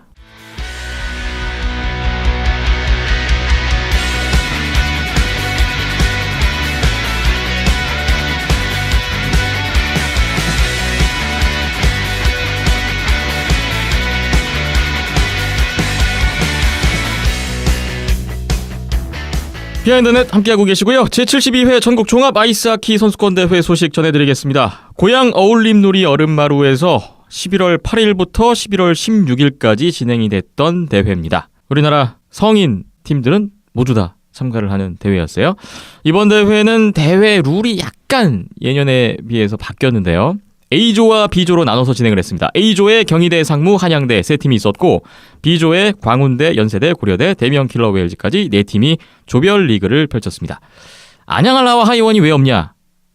앞서 말씀드렸지만 지난 대회 우승팀, 준우승팀 자격으로 시드 배정이 됐고요. 준결승에 이미 올라가 있는 그런 대진표였습니다. 총 9팀이 참가를 했고요. 조별 풀리그 후에 각조 1, 2위가 6강 토너먼트에 진출을 하게 되고 각조 1, 2위가 이제 크로스 매치로 단판 승부로 승리한 팀이 준결승전에 올라가게 되고요. 한라와 하이원이 가세에 있는 4강 토너먼트에 합류를 하게 되는 그런 방식입니다. 토너먼트 이후에는 다 결승전까지 단판 승부로 펼쳐졌던 대회였습니다. 예, 이게 왜 시드 배정이 생겼을까라고 생각을 해봤는데 네. 이 기간 때 이제 국가대표팀이 유로 챌린지 대회 때문에 차출이 됐었잖아요. 그리고 안양한라하고 하이원은 국가대표 선수들을 가장 많이 보유하고 있는 첫 번째, 두 번째 팀이기도 하고요. 그런 부분 때문에 일정 조정상 그렇게 시드 배정을 해서 한라 하이원에게 좀 더 부담을 덜어주는. 배려 아닌 배려를 해준 거죠. 네. 그래서 이게 맞는 건지는 모르겠어요. 네, 다음 대회도 이렇게 갈지도 모를 일이죠. 이렇게 갈 거면 계속 가든가. 네. 뭐 이렇게 들쭉날쭉한지는 왜 그런지 굳이 그러니까 다른 팀들의 반발은 없었을까요? 그러니까 국가대표팀을 배려를 한다라고 하면 모르겠는데 뭐 실업팀들까지 이렇게 배려를 할 거면은 왜 대학팀들이나 다른 실업팀 상무 이렇게 군팀한테는 배려가 없었을까라는 생각이 들고 또 경기 내용을 놓고 봤을 때는 하이원이냐 안양한라도 뭐 남은 선수 데리고 예선전을 치르는 게 맞다라고 생각이 들었거든요. 예. 결과적인 얘기지만 그거는 뒤에 얘기하는 걸로 하고요. 네. 네. 조별리그 결과부터 간략하게 살피겠습니다. A조 상무가 예상대로 한양대, 경희대 꺾고 2승으로 1위. 한양대가 경희대 잡고 1승 1패로 2위. 상무와 한양대가 6강 토너먼트 진출했고요. 경희대가 2전 2패 3위로 끝난 A조였습니다. A조 조별리그에 대한 짧은 평 들어볼까요? 뭐 상무 한양대는 이제 다음 라운드에 진출을 했으니까 뒤에 얘기하는 걸로 하고요. 경희대 같은 경우에는 지난 코리아리그 대회에 비해서는 굉장히 실망스러운 경기 내용과 분위기와 뭐 여러 가지들을 보여줬던 것 같아요. 분명히 이제 뭐 상무가 강팀이긴 하죠. 근데 1피리어드에 실점을 연속으로 했다고 해서 그 이후에 경기를 안 해버리는 거는 조금 스포츠 정신에 어긋나는 그런 모습이었던 것 같고요. 그게 눈에 보일 정도였으니까요. 그래서 좀 최선을 다한다라는 게 뭐 어떻게 보면 되게 어려운 일이기도 하고 또 어떻게 보면 되게 쉬운 말이기도 한데 선수라 함은 경기장 내에서 자신의 가진 기량을 모두 펼쳐내는 게 맞다고 생각이 들고요. 그러한 가운데 경희대가 가진 이 2패는 말 그대로 시간 죽이기 그 이상 이하도 아니었거든요. 예, 그래서 많이 실망스러운 모습이었고, 뭐 물론 동기부여가 안 되고 뭐 환경적인 어려움도 있고 여러 가지 악조건이 질비해 있는 상황인 거는 예, 아시는 분들은 많이 아실 거라고 생각이 드는데 그럼에도 불구하고 예, 앞선 선배들도 그렇게 뛰어왔었고 다른 팀들도 그러한 상황 속에서 예, 뛰어왔었기 때문에 예, 자기들만이 피해자다라는 생각은 버렸으면 좋겠고요. 네. 예, 최선을 다하는 모습이 좀 경기에서도 보였으면 하는 바람을 가지는 이번 조별 A조 경기였습니다. 결과 외적으로 경희대 팀에게 좀 아쉬운 부분이 예, 있었네요. 결과론적으로 2패를 했기 때문에 경희대에게 좀 더 아쉬움이 남는 거는 있는데 상대를 했던 상무나 한양대도 마찬가지였어요. 네. 예, 간단하게 한 줄로 정리하면 A조 최악이었습니다. 짧은 평. 예, 네. 최악이다. 이렇게 또 정리가 되네요. B조 보겠습니다. 역시나 예상대로 대면 킬러 웰즈가 연세대, 광운대, 고려대 차례로 잡고 3전 전승 1위고요. 연세대와 고려대가 2, 3위 싸움을 했는데 6대 0으로 고려대를 꺾은 연세대가 2승 1패로 2위, 고려대가 1승 2패로 3위, 광운대가 3전 3패 4위로 마무리됐던 B조였습니다. 대면 킬러 웰즈와 연세대가 6강에 올라간 결과였네요. 네, 고려대학교 같은 경우에는 이제 3, 4위 얘기만 할게요. 예. 고려대학교 같은 경우에는 뭐랄까 지금 감독님의 자리가 부재인 상황에서 나름의 고군분투하는 모습이었었고요. 물론 이제 연세대전 같은 경우에는 뭐 중반 이후에 이제 승부가 좀 많이 기울어지면서 좀 자포자기하는 모습이 나와서 좀 아쉬운 부분, 경희대와 마찬가지로 아쉬운 부분이 있긴 했는데 예. 나머지 광운대전이나 대면 킬러 웨일즈전에서는 그래도 그러한 모습은 좀 덜 했었거든요. 그리고 고려대학교 막내 골리죠. 심연소 골리가 정말 고군분투하고 자신의 기량을 유감없이 발휘를 하면서 고려대학교가 앞으로 희망적인 요소는 이러한 부분에서 좀 더 찾을 수 있겠구나라는 생각을 했었고 예. 연세대학교전에서 이혁진 선수가 좀 안 좋은 페널티에서 부상을 당하는 바람에 좀 그런 부분이 좀 걱정과 우려가 있었고요. 예, 좀 매너 있는 게임을 펼칠 수 있게끔 양팀 뭐 코칭 스텝이나 뭐 심판진이나 선수들 스스로도 좀 그런 부분에 있어서는 신경이 써야 되는 부분이긴 한데 그런 부분들이 계속 없이 반복 노출이 되다 보니까 그런 부분이 조금 아쉬웠었고요. 예. 그다음에 광운대 같은 경우에는 뭐 전력상으로도 많이 약하고 예 하지만 예 멘탈적인 부분에서는 다른 팀에 뒤지지 않는 모습을 보여줬고요. 물론 스코어는 5대1, 8대0, 11대4 예 이런 대형 스코어 차이가 나긴 했지만 경기 내용만 놓고 봐서는 3피리어드 내내 쉴 새 없이 몰아붙이는 뭐 수비는 뒷전으로 두고서라도 쉴 새 없이 몰아붙이는 그러한 팀 컬러는 분명히 보여줬었기 때문에 뭐 3패를 하고 스코어도 많이 벌어지긴 했지만 결과만 놓고 얘기할 수는 없는 예. 그런 모습이었던 것 같아요. 그래서 뭐 고려대학교, 광운대학교 둘 다 뭐 다음 토너먼트에 진출하지는 못했지만 그래도 자신들이 할 수 있는 모습 그리고 대학생들이 보여줄 수 있는 모습은 충분히 보여줬다라고 생각이 들었습니다. 예. B조까지 정리를 해봤습니다. 대면 킬러 웰즈 이창훈 선수가 의미 있는 경기를 또 치렀던 조별리그였어요. 광운대전이었는데 대명 유니폼 입고 입단 후 첫 경기를 치렀죠. 예, 공식 경기에 출전을 했었고요. 예. 뭐 슈팅 많이 안 날랐습니다. 11세이브, 셧아웃승. 예, 위기 상황이 한 두어 차례 있었는데 잘 넘겼었고 본인도 많이 긴장을 한 게 보였었고 예. 예. 그럼에도 불구하고 셧아웃을 했다라는 게 의미가 남을 것 같고요. 조별리그에서 유일한 인터뷰를 진행했던 선수였어요. 뭐 개인적인 친분도 있고 그래서 한 것도 있는데 이때 아니면은 대면 킬러 웰즈 입고 난 다음에 경기를 뛰고 나서 인터뷰를 못할 수도 있겠다라는 생각이 들어서 예 기회가 있을 때 해놨는 게 맞다라고 생각이 들었습니다. 이창훈 선수의 인터뷰 영상으로 올라와 있는데요. 역시 이창훈 선수의 뭔가 관련 자료가 올라오면 댓글들이 항상 넘치는 것 같아요. 이 친구는 인맥이 참 다양하구나라는 걸 확인할 수 있는 사례였죠. 여러분 영상으로도 확인하시면 좋을 것 같습니다. 또 연세대학교 2학년 김병헌 선수 저희 팟캐스트에 고등학교 2학년 시절에 출연을 하기도 했었죠. 광성고 2학년 시절에 나왔었죠. 김병헌 선수가 지금 대학교 2학년인데 조별리그 3경기에서 8포인트 또 팀의 6강 토너먼트 진출을 주도하는 모습이었습니다. 6강 토너먼트로 넘어가 보겠습니다. 대명 킬러 웨일즈와 한양대가 맞붙었던 경기 6대1 맨멀리와 브렛 파넴 선수가 2골 2도움씩 기록한 대명 킬러 웨일즈가 승리를 거두고 준결승에 올라갔고요. 상무와 연세대의 경기는 이보다는 앞선 경기보다는 치열했는데요. 2대2 동점 상황에서 안진희 선수가 연속골을 넣으면서 승부를 갈랐네요. 신상훈, 강윤석 선수도 2포인트씩 올렸던 상무가 4대2로 연세대를 꺾고 준결승에 합류했습니다. 네, 한양대도 고군분투를 하는 모습이었고 대학생이 보여줄 수 있는 젊음과 패기를 A조에서는 절대 안 나왔었는데 이 경기에서는 나왔었고요. 네. 대명을 상대하는 대학교 팀들은 왜 이렇게 열심히 하나? 라는 생각이 들 정도로 뭐 스코어는 크게 벌어지긴 했지만 네. 그래도 참 볼만한 뭐 그런 경기의 수준 여하를 떠나서 볼만한 경기들을 펼쳐줬다라고 생각이 들었고요. 한양대학교는 이제 6강에서 탈락을 하긴 했지만 이제 말씀을 드리면은 1, 2, 3, 4학년 그나마 대학교 팀들 중에서는 가장 고른 밸런스를 갖추고 있는 건 아닐까라는 생각이 들었었고요. 그만큼 이제 고른 전 학년을 통틀어서 고른 활약을 보여주기도 했었고요. 예. 뭐 좀 더 여기에서 발전이 되고 하면은 뭐 지난 대회 지지난 대회 때도 말씀을 드렸지만 연세대학교, 고려대학교를 위협할 수 있을 만한 새로운 다크호스가 되지 않을까라는 기대감을 갖게 만드는 6강 토너먼트 대명과의 경기였었고요. 예.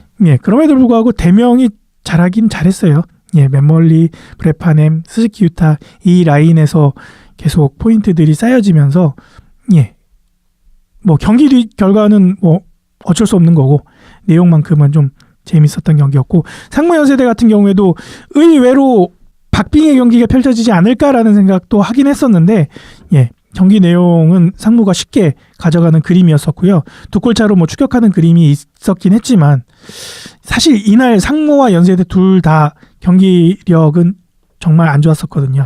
그래서 앞선 그 대명 킬러 웨일즈 한양대 경기와 비교가 될 정도로 두 팀 다 좀 경기력이 많이 떨어진 모습들이 나와서 그런 부분들이 좀 걱정이 됐었고 연세대 입장에서는 아쉬울 수 있겠으나 거기까지 한계였던 걸로 현실적으로 받아들이면 좋을 것 같고 연세대학교도 뭐 조성식, 조시현, 김병건 요 세 명이 갖추고 있는 공격 라인은 이번 대회를 통해서 확실하게 그 공격력이 증명이 됐었거든요. 그래서 그런 부분들이 인상적이었고 그다음에 이제 김권영 골리가 이번 대회 좋은 활약을 많이 보여줬었는데 이제 4학년 졸업하고 나면은 남은 김태경, 김동현 골리가 어떻게 이 공백을 메꿔줄지는 조금 더 지켜봐야 되겠다라는 생각을 갖게 만들었습니다. 그렇군요.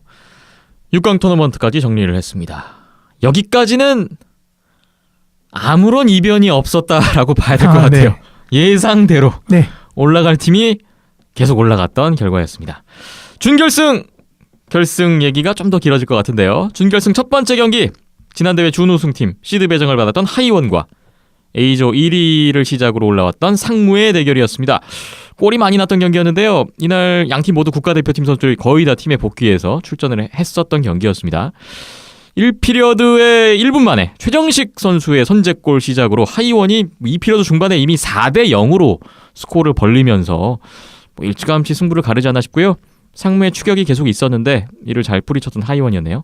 대표팀에서 돌아온 마이클 스위프트가 2골 1도움 또 활약을 해줬고 최근에 아시아리그에서 결장하면서 부상이 아닌가라고 좀 우려를 낳기도 했었던 제이슨 바카슈아 골리가 준결승 선발 출전해서 32세이브 4실점 승리를 기록했던 경기였습니다. 네, 상무 같은 경우에는 이제서 말씀드리지만 이번 대회 가장 글쎄요 안 좋은 경기력을 보여줬던 것 같아요. 그 어느 때 다른 대회를 통틀어서 그 어느 때보다도 안 좋은 경기력을 보여줬던 것 같고 뭐 개인 기량으로 A조 뚫고 6강 토너먼트를 뚫어냈다라면은 그 한계점을 이번 하이원전에서 보여준 것 같아요.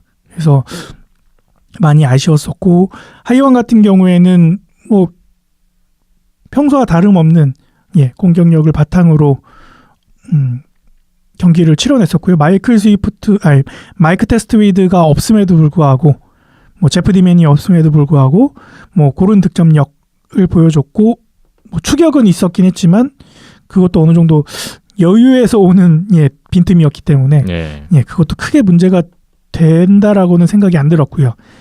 상무 같은 경우에는 전날 이제 연세대 경기에서 대표팀이 그날 아침 9시에 도착을 했는데 오후에 안진희, 신상훈, 박진규, 전정우 선수가 모두 출전을 하더라고요.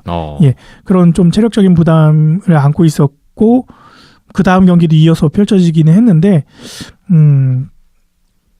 좀 그 아시아리그 나가는 팀들과 안 나가는 상무팀과의 그 갭은 어쩔 수가 없는 상황이었던 것 같고요. 많이 아쉬움이 남는 이번 대회의 상무였습니다. 그렇군요. 하이원이 상무를 걷고 결승에 선착했고 두 번째로 치러졌던 준결승 경기 지난 대회 우승팀 자격으로 시드 배정을 받았던 안양 한라 그리고 대명 킬러 웨일즈의 경기였습니다. 이날 라인업이 딱 나왔는데 눈에 띄었어요. 한라는 일단 선발골리 황현호 선수가 나왔는데 황현호 선수 제외하고 국가대표팀 선수들 모두 빠져 있었습니다. 공수 3개의 라인업을 꾸렸던 한라였고 대명 킬러 웨일즈도 일단 국가대표 선수들이 복귀를 했는데 서영준 선수는 아직 졸업을 안 했기 때문에 대학생 신분이기 때문에 이번 대회 규정상 참가할 수 없게 됐습니다. 1피리어드 후반에 맨멀리, 라이언 콜드웰 선수 연속골이 나왔고요. 한라가 스카파니 선수의 골로 추격을 했는데 다시 맨멀리, 브렛 파넴 선수 골이 나오면서 4대1 대명이 승기를 잡았습니다. 성우재 선수 마무리골까지 더했던 대명이었는데 결국 스카파니 혼자 2골 넣었던 한라를 따돌렸고요. 최종 스코어 5대2로 대명 킬러 웨일즈가 안양 한라를 꺾고 결승에 올라갔습니다. 이 경기에 대한 감상평을 들어볼까요? 이날 경기는 1피리어드 후반 라이언 콜드웰 선수의 두 번째 골이 승부처였던 것 같고요. 개인적으로 생각으로는. 약간의 황현호 골리의 미스가 있었어요.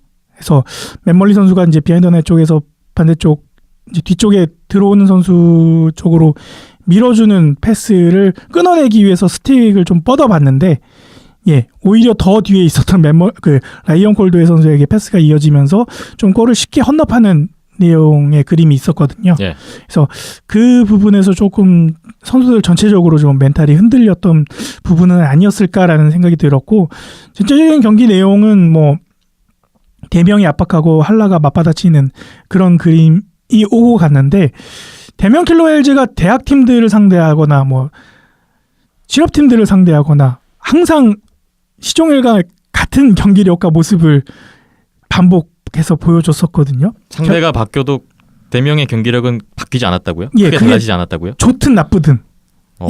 그래서 이걸 어떻게 해석해야 되죠? 그래서 저도 그게 뭔지 모르겠. 그러니까 지금 와서 이제 경기 어제 결승전까지 다 마치고 나서 생각을 해봤을 때에는 이 대명이라는 팀은 상대가 어느 팀이건 자기들 하키하는 거에 더 몰입이 돼 있구나라는 생각을 하게 됐었고요.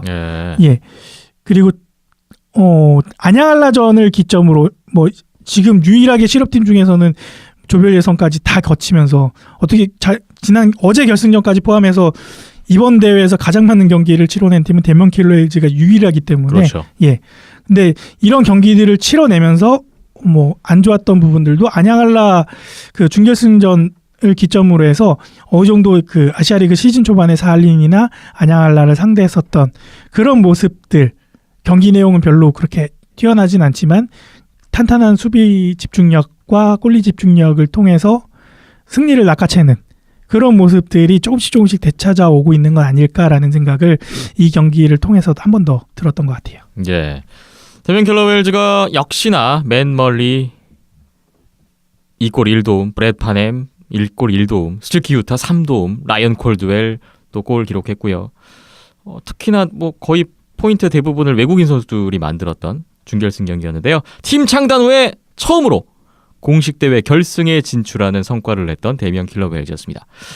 안양 한라가 지난 대회 우승팀인데 이번 대회 일단 결승 진출에 실패했습니다. 준결승 라인업에서도 보셨듯이 국가대표 선수들 다 빠졌고 힘을 빼고 나왔어요. 선택을 한 건데 일단 바로 이틀 뒤에 18일, 19일에 또 아시아리그 중요한 경기가 있기 때문에 또 그동안의 일정이 좀 너무 빡빡하기도 했죠. 국가대표팀 일정도 섞여 있었고. 그렇게 따지면 대회도 마찬가지였어요. 이 안양 한라의 선택에 대해서 글쎄요 또 약간 찬반이 갈릴 수도 있지 않을까요?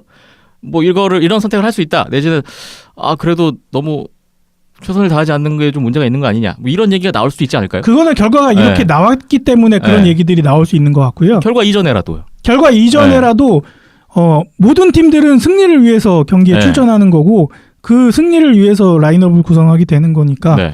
예, 충분히 국가대표팀을 제외하고서라도 승리할 수 있을 거라고 이제 자신을 했기 때문에 그렇게 로스터가 나왔다라고 생각이 들고요. 그렇게 해석을 예. 하시는군요. 그렇게 해석을 안 하면 안 되죠. 예, 뭐 이번 대회는 포기했어라고 해석을 하면 안 될 네. 것 같아요. 이현숙 기자님 어떻게 보세요?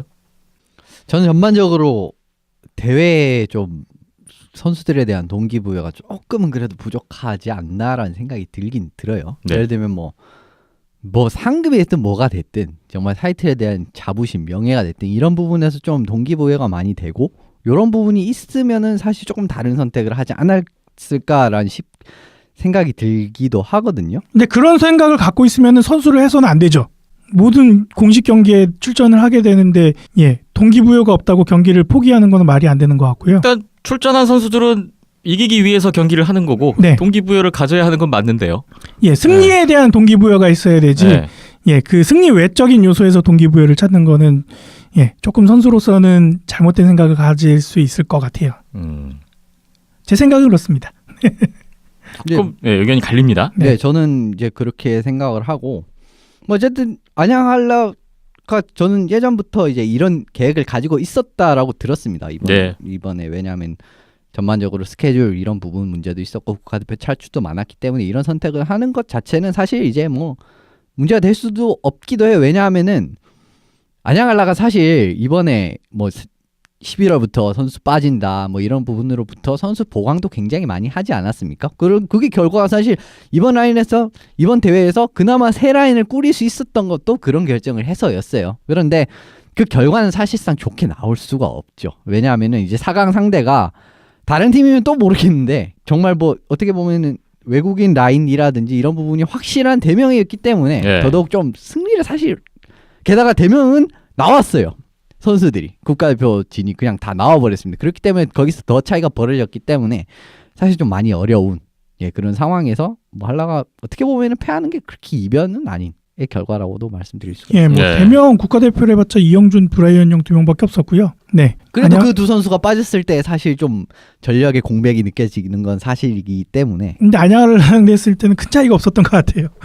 그렇기도 오늘 했고. 계속해서 두 분 얘기가 네. 갈립니다. 아니 뭐 개인적인 생각에 재밌어요. 예, 같이 공유하는 거니까. 그런데 저는 저도 그 경기를 이제 스트리밍으로 직접 네. 봤는데 할라가 분명히 경기를 뒤엎을 찬스는 있었습니다. 그런데 이제 그 찬스를 제대로 살리지 못했었죠. 뭐 어쨌든 그게 결국은 차이인데 그래도 할라의 좀 좋았던 점을 찾아보면은 결국 대명은 반이는 잘 못 막는구나.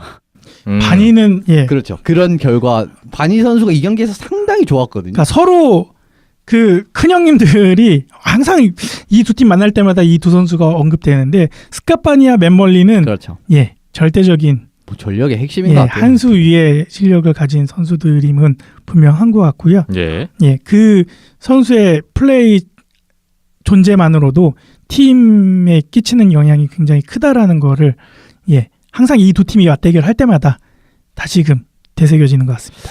바니가 내년에 FA가 될지는 모르겠지만 혹시 FA가 된다고 하더라도 꽤 부르는 팀이 있을 것 같습니다. 아, 무조건 잡아야죠. 뭐 네. 놔주면 안 되죠. 할라에서 잡아도 좋을 것 네, 같고요. 무조건 잡아야죠. 예. 준결승까지 정리를 했습니다. 이제 마지막 경기 바로 어제 밤에 있었던 11월 16일 목요일 저녁에 있었던 하이원과 대면 킬러 웰즈의 결승전 경기 얘기로 들어가 보겠습니다. 하이원은 준결승에서 결장했던 마이크 테스트위드 선수 돌아왔고요. 김혁 선수도 준결승에 안 나왔다가 결승에 출전을 했습니다. 그러니까 사실상 부상으로 지금 빠져 있는 선수 외에 뛸 수 있는 인원들 다 나왔어요. 풀 멤버. 네. 네. 대명도 준결승에서 부상을 입었던 김범지 선수 빠지고는 역시나 베스트 멤버가 나왔다고 볼 수 있을 것 같습니다. 양팀 진짜 우승을 위해서 진짜 베스트 대 베스트로 붙었던 경기였어요. 이 골이 참 초반에 컸던 것 같은데 1피리어드 초반에 맨멀리 선수 도움 그리고 스티키 유타의 골. 뭐 아시아리그에서도 많이 보여줬던 합작골. 대명이 선제골로 리드를 잡았습니다. 이후에 하이원도 뭐 파워플레이 기회 3번 있었고 찬스가 있었지만 골문을 여는데 실패했고요. 1대0 한 골차 승부가 쭉 갑니다. 그러던 와중에 저는 하이원으로서는 이 부분이 좀 아쉬웠는데 3피리어드 종료 2분 6초를 남기고 마이클 스위프트 선수가 페널티로 물러나면서 엠티넷 들어가기도 전에 스위프트 선수가 페널티로 나가게 됐어요. 여기서 추격을 할 수 있는 힘을 좀 잃은 게 아닌가 싶고요. 이후에 바로 스위프트 선수 나가자마자 23초 만에 김연겸 선수 파워플레이 골 나왔고 마지막에 스틸키우타 선수의 엠티넷 골까지. 최종 스코어 3대0으로 데미안 킬러 웨일즈가 승리하고 창단 후 첫 우승을 차지했습니다. 예, 뭐 스코어는 3대 0이었지만 실질적으로는 1대 0이라고 봐도 될 것 같고요. 네. 하지만 그 첫 번째 골이 스즈키 유타의 개인 능력이 빛을 발하기도 했었고 바카슈아 골리의 미스 아닌 미스도 네, 좀 운이 있었고요. 좋았어요. 그거. 예. 네.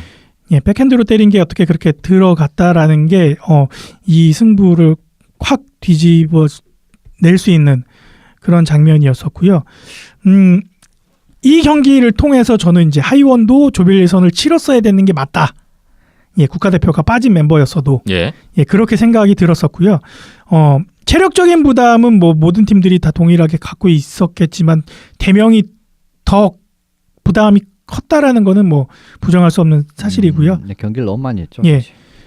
그 뭐 국가대표 체력 안배를 위해서 그렇게 배려를 했다고는 하지만 예, 오히려 그런 배려 속에서 국가대표 차출이 안 되고 남아서 훈련을 하고 있었던 선수들이 더 피해를 봤다라고 생각이 들었던 이번 대회였어요. 예. 네. 저도 이 포맷 좀 지적을 하면은 이런 포맷으로 갈 거면 조금 더 장기적으로 대회를 하는 게 맞다고 봅니다. 그죠. 그러니까 뭐 주말에 대회를 한 게임씩 해가지고 한다든지 그렇죠. 이건 사실 너무 모든 팀에게 너무 가혹한 일정이거든요. 아니면은 진짜 이렇게 단기적으로 빠르게 끝내려면은 방법은 있어요. 다 토너먼트로 가야죠. 시드를 주는 방법도 네. 있어요. 시드를 주는 겁니다. 그러니까 1, 2위 팀 좋습니다. 시드 주는 거 좋아요. 그러니까 네. 1라운드 첫 라운드만 바이 하는 거예요. 그러면은 나머지 팀들이 있지 않습니까? 그 팀들을 그 토너먼트식으로 묶어가지고 한 게임씩 하고 올려버리면 예, 돼요. 풀 토너먼트로 가도 되는 거고 네. 뭐 포맷의 문제도 그런 부분들이 있었고 그러니까 뭐 제가 지난 회에 말씀드렸었잖아요. 대명이 경기력이 그 전까지는 계속 중간에 쉬는 타임이 길었다 보니까 아시아 리그에서 그렇죠. 하이언전도 마찬가지고 안양한라전도 마찬가지고 경기력 내용이 안 좋았었는데 이번에 이제 경기가 많아짐에 따라서 경기력이 좋아질 거다. 좋은 내용이 나올 거다라고 했는데 결과적으로 우승을 읽어냈어요. 예, 그게 뭐 아마 하이원이나 안양한라처럼 준결승 시드 배정 받아서 미리 올라가 있었으면 이런 결과가 그러면 안 나왔었을 거예요. 장담할 수 없죠. 예. 예, 저는 장담컨대 안 나왔다고 봅니다. 예, 그만큼 여러 경기를 치러내면서 분명 체력적인 부담도 있었겠지만 반대편에서 생각을 해보면은 그만큼 경기에 그동안 못 나왔던 그리고 3, 4라인에서 아이스타임을 못 가졌던 선수들이 이 대회를 통해서 기량을 끌어올리고 밸런스를 좀 더 갖춰내는 데 성공을 했다라고 보여졌거든요. 네. 그래서 하이원전 결승전에서도 3, 4라인 싸움에서 뒤지지 않고 밀리지 않고 뭐 물론 포인트는 예, 용병 라인에서 다 나오긴 했지만 그럼에도 불구하고 뭐 3, 4라인에서 뒤지지 않는 모습을 보여줬다라는 것만으로도 어느 정도 대명이 지난 이번 시즌 초에 보여줬던 그런 전체적인 라인에서 끈끈한 수비력을 유지하고 집중력을 보여줬던 부분도 이런 경기를 꾸준하게 펼쳐내의 결과물이 아닌가라는 생각을 하게 들었고 하이원 같은 경우에는 예, 뭐 어차피 종이 한 장 차이였으니까 예, 그런 부분에선 결과적인 아쉬움은 있었겠지만 그래도 뭐 자신들이 할 수 있는 나쁘지 않았습니다. 예, 경기 내용은 충분히 보여줬다고 생각이 들고요. 예. 오히려 안양한라보다도 남은 아시아리그 경기 시즌 경기에서 뭐 네, 뭔가 좀 좋은, 기대를 할 예, 만한 희망적인 경기력이었어요. 네. 예, 요소를 좀 더 찾아볼 수 있겠다라는 생각을 예, 하게 만들었던 결승전 경기였습니다. 네. 예. 뭐 사실 이번 경기 같은 경우에는 두 팀 다 좀 승리에 대한 좀 의지가 확실하게 보였던 경기였다라고 저는 생각을 좀 뭐 플레이오프 경기 보는 줄 알았습니다. 진짜 경기는 박진감 넘쳤어요. 자체가 굉장히 치열했고요. 승부 자체가 정말 치열했고 좀 재밌는 경기라고 생각을 해요. 뭐 뒤에 풀 경기가 올라갈지 모르겠지만 네. 뭐 올라오면 한번 꼭 보시기 올리겠습니다. 바랍니다. 네. 예. 봤을 때는 사실 이제 1라인의 밸런스 같은 경우에는 하이원이 조금 더 좋았어요. 이제 테스트 선수가 확실히 좀 경기력이 많이 올라왔다라고 저는 생각을 했고 사실 최근 2년간 좀 테스트 선수 경기력이 그렇게 만족스러운 느낌이 안 들었는데 이번 경기는 그렇게 나쁘지 않았습니다. 그리고 시즌 초반에 좀 부상 같은 경우에도 많이 회복이 돼서 경기를 좀 많이 끌어오른 상황이었고요. 그래서 사실 테스트 선수도 EIHC에서 좀 좋은 모습 많이 보여줬거든요. 예. 그래서 그런 것도 있고 스위프트 선수도 그냥 괜찮았어요. 그리고 마일럼 선수도 있고 어쨌든 1라인이라고 볼 수 있는 하이원 1라인이 딱 올라왔을 때 존재감은 확실했습니다. 그런 부분도 있었고 대면 같은 경우에는 결과적으로 첫 골이 상당히 좋았죠. 왜냐하면 사실 바카슈아 선수의 그런 능력을 가진 골리가 그 슛을 못 막는 건 조금은 이제 좀 실수성의 플레이라고밖에 해석을 할 수가 없는 부분이었거든요. 네. 그런 부분도 있었고 사실 하이원이 못하지 않았습니다. 결과적으로 정말 경기 자체를 못하지 않았어요. 예, 충분히- 주도권은 오히려 하이원이 더 많이 갖고 있었어요. 예, 좀 1피리어드 조금은 그랬는데 2피리어드부터는 확실하게 좀 몰아치면서 좀 대명을 압도하는 모습이 나왔는데 결과적으로 득점을 못했죠. 예, 그게 포스트에만 테스트 슛 선수의 슛이 포스트에 맞고 네, 나온 맞아요. 그런 것도 있었고 참 경기 자체는 잘했는데 결과가 안 나왔기 때문에 그래도 이런 경기력을 보여줬다는 자체가 앞으로 남은 일정에서 약간은 어떻게 보면 하이원이 좀 희망을 가질 수 있지 않나 그런 희망을 보여준 경기인 것 같고 대면 같은 경우에는 예, 뭐 운이든 뭐든 사실 이기려면 운도 필요합니다. 운도 실력의 일부입니다. 그렇기 때문에 그걸 잘 지키는 것도 능력이에요. 잘 지켰고 어쨌든 마지막에 좀 위험한 장면이 있었지만 이겨냈고 상대방이 실수까지 저지른 그러니까 스위프트 선수의 페널티를 잘 사서 파워플레이 골 하나 더 앞서낸 거 이런 부분 자체도 대명도 어떻게 보면은 굉장히 가혹한 일정을 치르면서 그래도 우승을 했기 때문에 선수들 자체의 그 사기 부분에서는 좀 많이 이득이 된 어떻게 보면 오지전을 준비하는 데는 정말 시간적으로 그렇게 여유가 없지만 그래도 좀 뭐랄까 분위기를 좀 많이 만들고 이제 리그에 임할 수 있는 그런 좀 기반을 닦았다고는 볼 수 있는 결승전이었던 것 같아요. 예. 결승전 정리를 했는데요. 뭐 저도 할 말은 많은데 시간 관계상 줄여야 될 것 같습니다. 저도 뭐 비슷하겠죠. 대회를 꼭 이 기간에 해야 되는 건가부터 해서 뭐 이렇게 아시아리그 도중에 그것도 그 인터내셔널 브레이크 기간에 이렇게 해야 되는 건가 모두에게 부담이 그러니까 되는 뭐 일정. 방법은 여러 가지가 예. 있겠지만, 그러니까 뭐 일본도 마찬가지고 다른 국가들도 뭐 국제전 기간에 국내 대회를 치르는 경우가 그렇죠. 많긴 하잖아요. 네.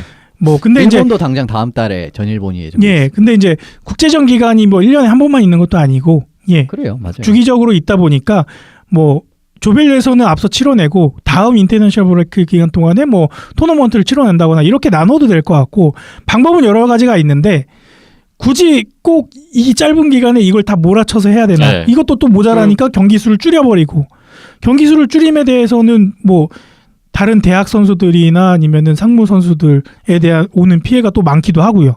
예. 1년에 10경기 안팎으로 치러내는 팀들인데 거기서 더 줄여내버리니까 예, 좀 아쉬움이 크죠. 그래서 그래서 실업팀들, 뭐 아시아리그 참가팀들에게도 부담이 되는 그렇죠. 일정이고 예. 그러다 보니까 안양알라가 그런 선택을 또 하게 되고 예, 그래서 욕을 먹고 악순환인 것 같아요. 경기 수를 유지를 하려면은 정말 장기적으로 하는 겁니다. 그냥 주말에 한 게임씩. 예. 이런 식으로 해서 그런 방법이 있고요. 아니면은 이렇게 단기적으로 하고 싶으면 일본처럼 하면 돼요. 그냥 토너먼트식으로 8강이든 예. 지금 뭐 10강이든 9강이든 그냥 하면 됩니다. 왜냐면 뭐 하나 정도 그냥 바이 그 1라운드 퍼스트 라운드 안 하면 되거든요. 예, 대신에 네. 이제 일본 같은 경우에는 각 지역별로 이제 대회들이 많이 있고 거기서 또 올라오는 팀들이 이제 네, 일본 최종적으로 같은 토너먼트에 경우에는 올라오는 경우다 보니까 8강이 그렇게 결정이 되죠. 네. 실업팀 4팀 자동이고 관동대회 1, 2위 팀과 관서대회 1위 팀. 그래서 대학팀 3개 정해지고 나머지는 이제 사회팀 하나 이렇게 해서 예. 8강이 정해지거든요. 그러니까 그 토너먼트에 올라오기 위해서 지역 그 리그 대회를 수많은 경기들을 치러내고 올라오는 그렇죠. 네. 구조고 우리는 이제 그렇게까지는 인프라가 안 갖춰져 있으니까 네. 그러면은 좀 다른 방법 그리고 경기 수를 오히려 더 늘리는 방법을 선택을 해야 되는 게 맞는 건데 예, 못 줄여서 한다는 게 좀 아쉬웠고요. 하이원 같은 경우에도 조별 예선부터 뭐 그동안 경기에 못 뛰었던 뭐 김윤호 선수라던가 뭐 카와무라 카즈키 선수라던가 그죠. 실험을 예. 할 수가 있죠. 실험을 할 수 있는 기회 그리고 하이원도 젊은 선수들이 많잖아요. 그렇습니다. 그래서 충분히 그런 기회들을 주고 밸런스를 갖춰내면 오히려 뭐 시즌을 운영함에 있어서도 장기적으로 더 도움이 될 텐데 예, 이렇게 경기 구성을 하고 예, 일정을 짰다라는 게 개인적으로는 좀 많이 아쉬움이 남는 대회였죠. 종합선수권 마무리를 해보겠습니다. 대면 킬러 웨일즈가 팀 역사적인 날을 만들었습니다. 결승전 승리까지 이번 대회 6전 전승 우승을 차지했는데 대학 최강 연세대를 포함해서 대학교 5개 팀 중에서 4개 팀을 잡았고요. 또 지난 대회 우승팀, 준우승팀까지 차례로 꺾었기 때문에 뭐 이 대회만으로는 완벽한 우승이 됐습니다. 저희가 인터뷰를 진행했는데 대명 킬러 웨일즈의 케빈 콘스탄틴 감독을 만나서 인터뷰를 진행했습니다. 참 오랜만에 저희 온더스포츠가 감독 인터뷰를 진행하는, 사실은 제가 빡빡 우겨갖고 한 감도 있는데 네, 저는 개인적으로 감독 인터뷰하는 거를 좀 반대하는 입장이거든요. 네. 예, 선수들의 이야기를 좀 더 듣는 게 좋지 않을까라고 생각을 했는데, 예, 김따범 제가 캐스터의 우승했는데 감독 인터뷰 한번 해야 되지 않겠냐 해서 예, 적극 추천으로 진행하게 네. 됐는데 결과적으로 놓고 봤을 때는 예, 하길 잘했다라는 생각이 그런가요? 들었네요. 네. 앞으로 제가 계속 우겨야겠네요. 재미난 얘기들이 많이 나왔어요. 그러니까 네. 외국인 감독으로서 특유의 어떤 그런 리액션이라든지 네, 그런 다양한 여유, 표정들 뭐 사실 우리나라 한국 사람 입에서 나오기 힘든 그런 여러 가지 얘기들이 나온 것 같기도 예. 하고요. 뭐 그 내용도 내용이지만 저는 이제 인상 깊었던 게 케빈 콘스탄틴 감독이 나이 젊은 감독은 아니잖아요. 예. 58년생에 벌써 내일 모레면 환갑이고 뭐 예.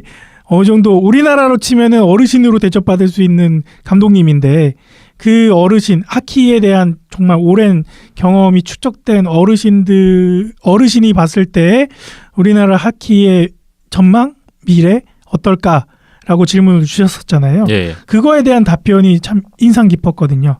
예, 그래서 우리가 항상 뭐 자책하고 뭐 좀 스스로 깎아내리고 이러면서 우리는 안 돼, 우리는 못해, 우리는 노력은 하지만 아니면 결과가 안 나오면 니네는 노력도 안 해, 이런 얘기들을 오고 가면서 좀 그런 분위기가 없지 않아 있었는데 그런 부분에 대해서는 좀 이 어르신이 확실하게 답변을 주신 것 같아서 우리도 생각보다 못하진 않는구나. 그리고 스스로 대학 선수들 포함해서 대학 선수들, 상무 선수들, 그리고 실업팀 선수들까지 모든 선수들이 개개인 스스로 노력들을 잘 하고 있구나.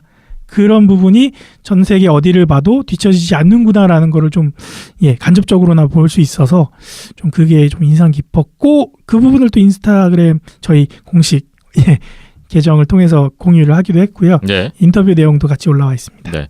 케빈 콘스탄틴 감독이 저희 비하인더넷에 출연하고 싶다는 의사를 밝혔다라는 얘기를 제가 듣고서 네. 기회는 이때다 싶어서 직접 물어봤습니다. 인터뷰 때. 예, 도장 찍어야죠. 사실이냐? 네. 그랬더니 사실이라고 트루 인정을 하셨어요. 예, 뭐 본인의 의사가 100%는 아니겠지만 네. 뭐 팀에서 어느 정도 이렇게 저기도 있었고요. 근데 이제 일단은 흔쾌히 또 기분 좋게 말씀을 주셔가지고 네. 시즌 끝나면 한번 시간을 마련하면 좋을 것 같네요. 네, 정식으로 초대와 함께 출연 요청을 드릴 예정입니다. 네. 예. 그리고 김우영 선수를 만나봤는데 이번 대회 6경기 전 경기 출장하면서 수비 라인 구축을 해줬죠. 결승전에서 주장까지 달았어요. 저희 100회 특집 나왔을 때 내가 한번 주장을 해봐야 되는 거 아니야, 이런 생각 안 했냐 제가 물어보기도 했었는데 C 마크를 한번 달고 또 마지막 경기를 치렀고 우승까지 달성했습니다. 박힘찬 PD가 뽑은, 저희 온더스포츠가 뽑은 이번 대회 MVP, 이런 타이틀로 저희가 인터뷰를 진행했는데요. 예, 전 경기를 본 게 저밖에 없으니까요. 네. 네, 제 맘대로 정했는데 김우영 선수가 이번 시즌 쉰 적이 없지 않나요? 제가 알기로는 아시아리그에서도 거의 쉰 적이 없는 거의 걸로. 다 나왔죠. 예. 부상도 없었고요. 네, 그렇기도 했고 이번 대회 특히나 물론 김우영 선수가 이번 대회 포인트는 없습니다. 한 골 넣지 않았나요? 한 골 넣었나요?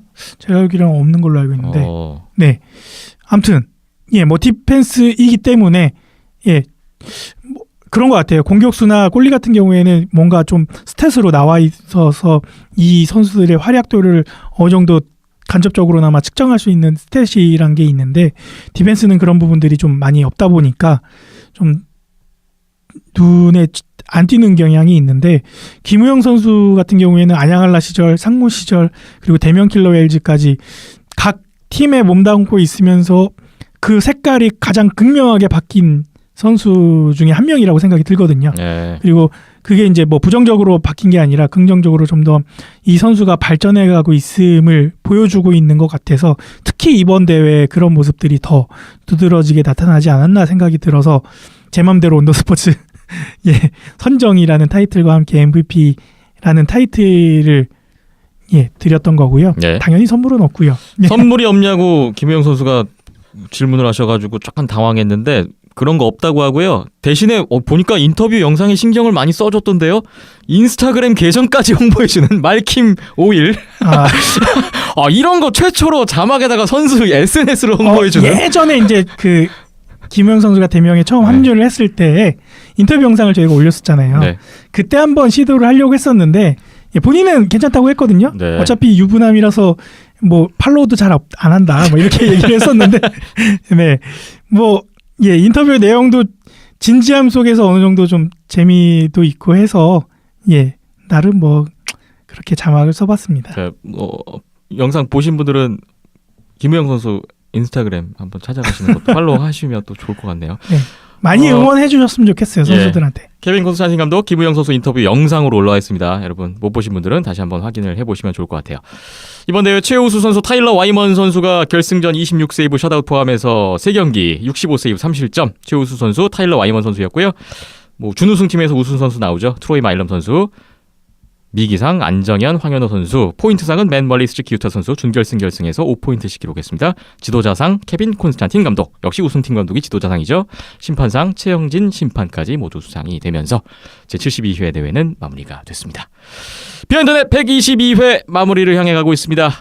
잠시만 쉬었다가 마지막 이야기 전해드리고 마무리하겠습니다.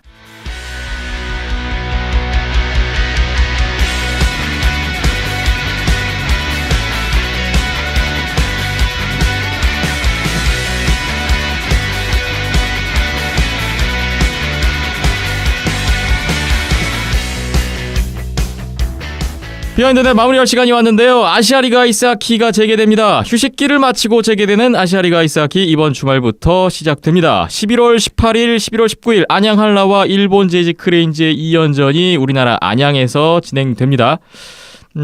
안양 한라가 참 크레인즈전 상대로 최근에 그렇게 쉽지만은 않았었는데 이번에 어떤 경기를 펼칠지 또 주목이 되고 있고요.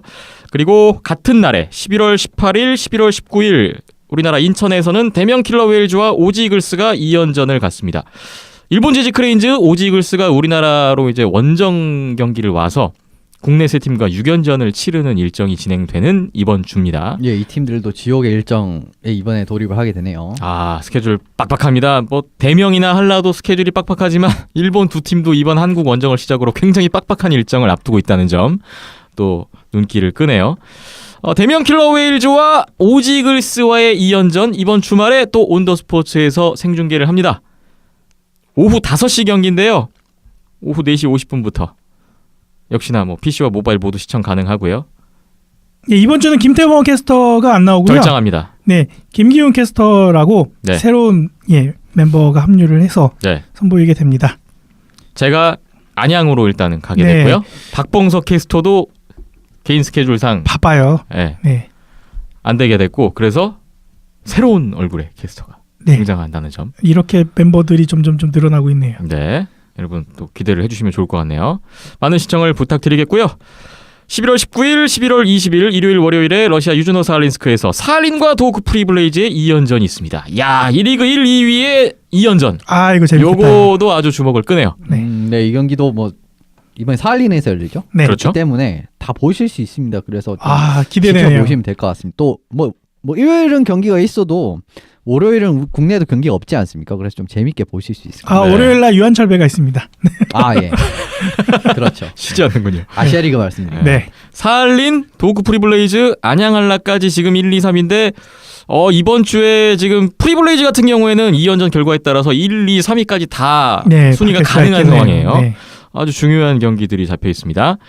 그리고 주중에도 경기가 이어지는데요. 11월 21일, 11월 22일 화요일, 수요일에 안양에서 안양 한라와 오지 이글스가 2연전을 갖고요. 역시 같은 날에 21일, 22일 화요일, 수요일에 고향에서는 하이원과 일본 제지 크레인즈의 2연전이 진행됩니다. 저희가 다음 123회 녹음을 지금 목요일이나 금요일 정도로 예상하고 있기 때문에 화요일, 수요일 경기까지 안내를 드렸어요. 일단 4연전까지 확인을 하고 하는 게 맞을 것 같아서 일정을 그렇게 잡아두고 있습니다. 네. 이렇게 하니까 재개되는 아시아리그 정말 많은 경기들이 있는데요. 가장 기대되는 시리즈가 어떤 것들이 있을까요? 각자?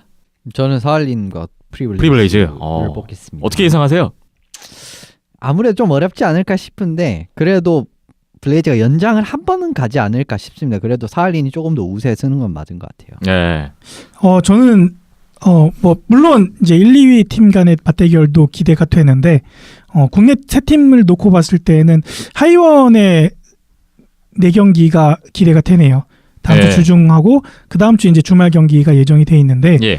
일단 하이원 같은 경우에 뭐 국가대표 차출이다, 뭐 종합선수권이다 해서 체력적인 부담은 있겠지만 한라나 대명보다는 쉬는 기간이 좀 있으니까 준비 기간이 어느 정도 있을 테고 반대적으로 상대하는 일본 팀들은 6연전의 중간 그리고 끝자락을 하이원과 함께 하게 되거든요. 예. 그래서 어느 정도 좀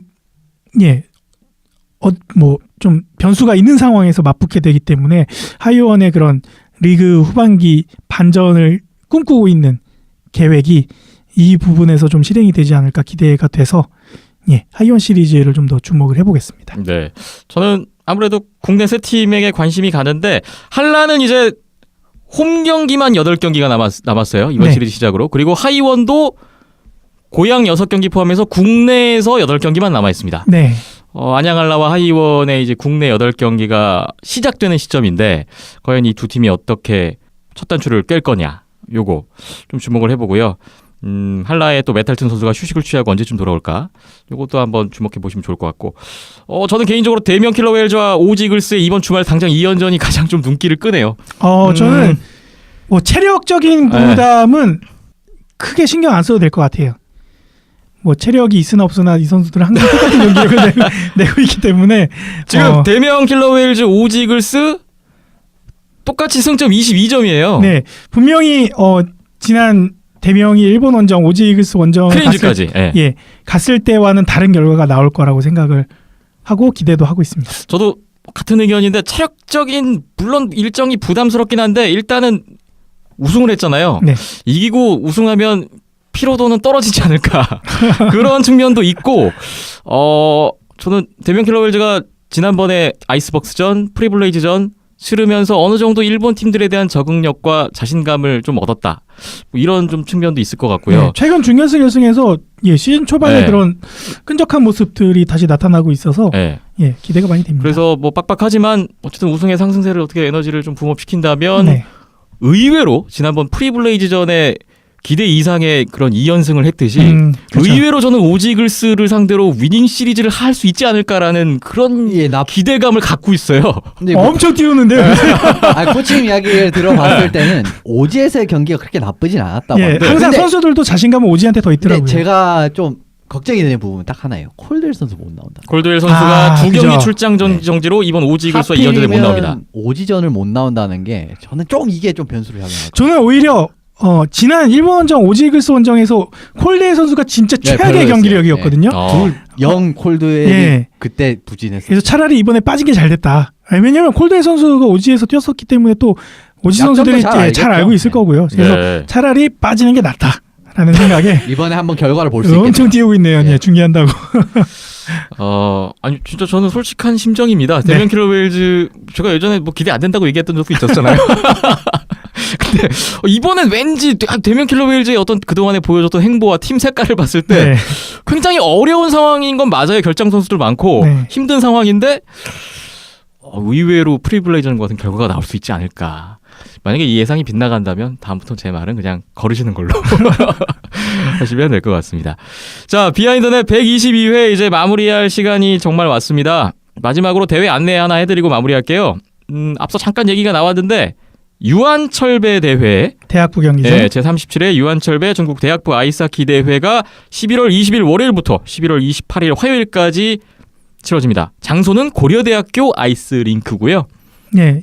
오후 6시 그리고 밤 9시 경기가 계속 반복해서 있으니까요. 네, 대학교 5개 팀 다 나오죠? 이번 올 시즌의 마지막 대회입니다. 이 이후로는 국내 대회 대학부 이상의 경기는 없습니다. 그렇기 때문에 뭐 유종의 미를 거두기 위해서 대학 선수들도 어느 정도 동기부여가 돼서 최선을 다할 거거든요. 대학 선수권과 더불어서 대학부 최강자를 가리는 뭐 최고의 대회죠. 네. 뭐 항상 라이벌로 꼽히는 연세대학교 고려대학교의 맞대결도 올해는 이 대회에서 마지막이고요. 네, 다른 한양대, 광운대, 경희대 학교도 뭐 이 최강 두 팀을 상대로 어느 정도 다크호스의 역할을 해낼 수 있는가도 이번 대회를 통해서 확인하실 수 있을 것 같습니다. 네. 고려대학교 아이스링크 저녁 6시, 저녁 9시 경기. 고려대 홈이라서 고려대가 홈이죠. 예. 연세대와 고려대 경기가 가장 마지막 경기로 또 잡혀 네. 있는데 9시 경기 끝나고 시상식 하면 밤 12시에 시상식을 해야 되는 그런 이 또 안타까운 일정입니다. 연장 가고 슈트아웃 가면 난리 나겠네요. 예.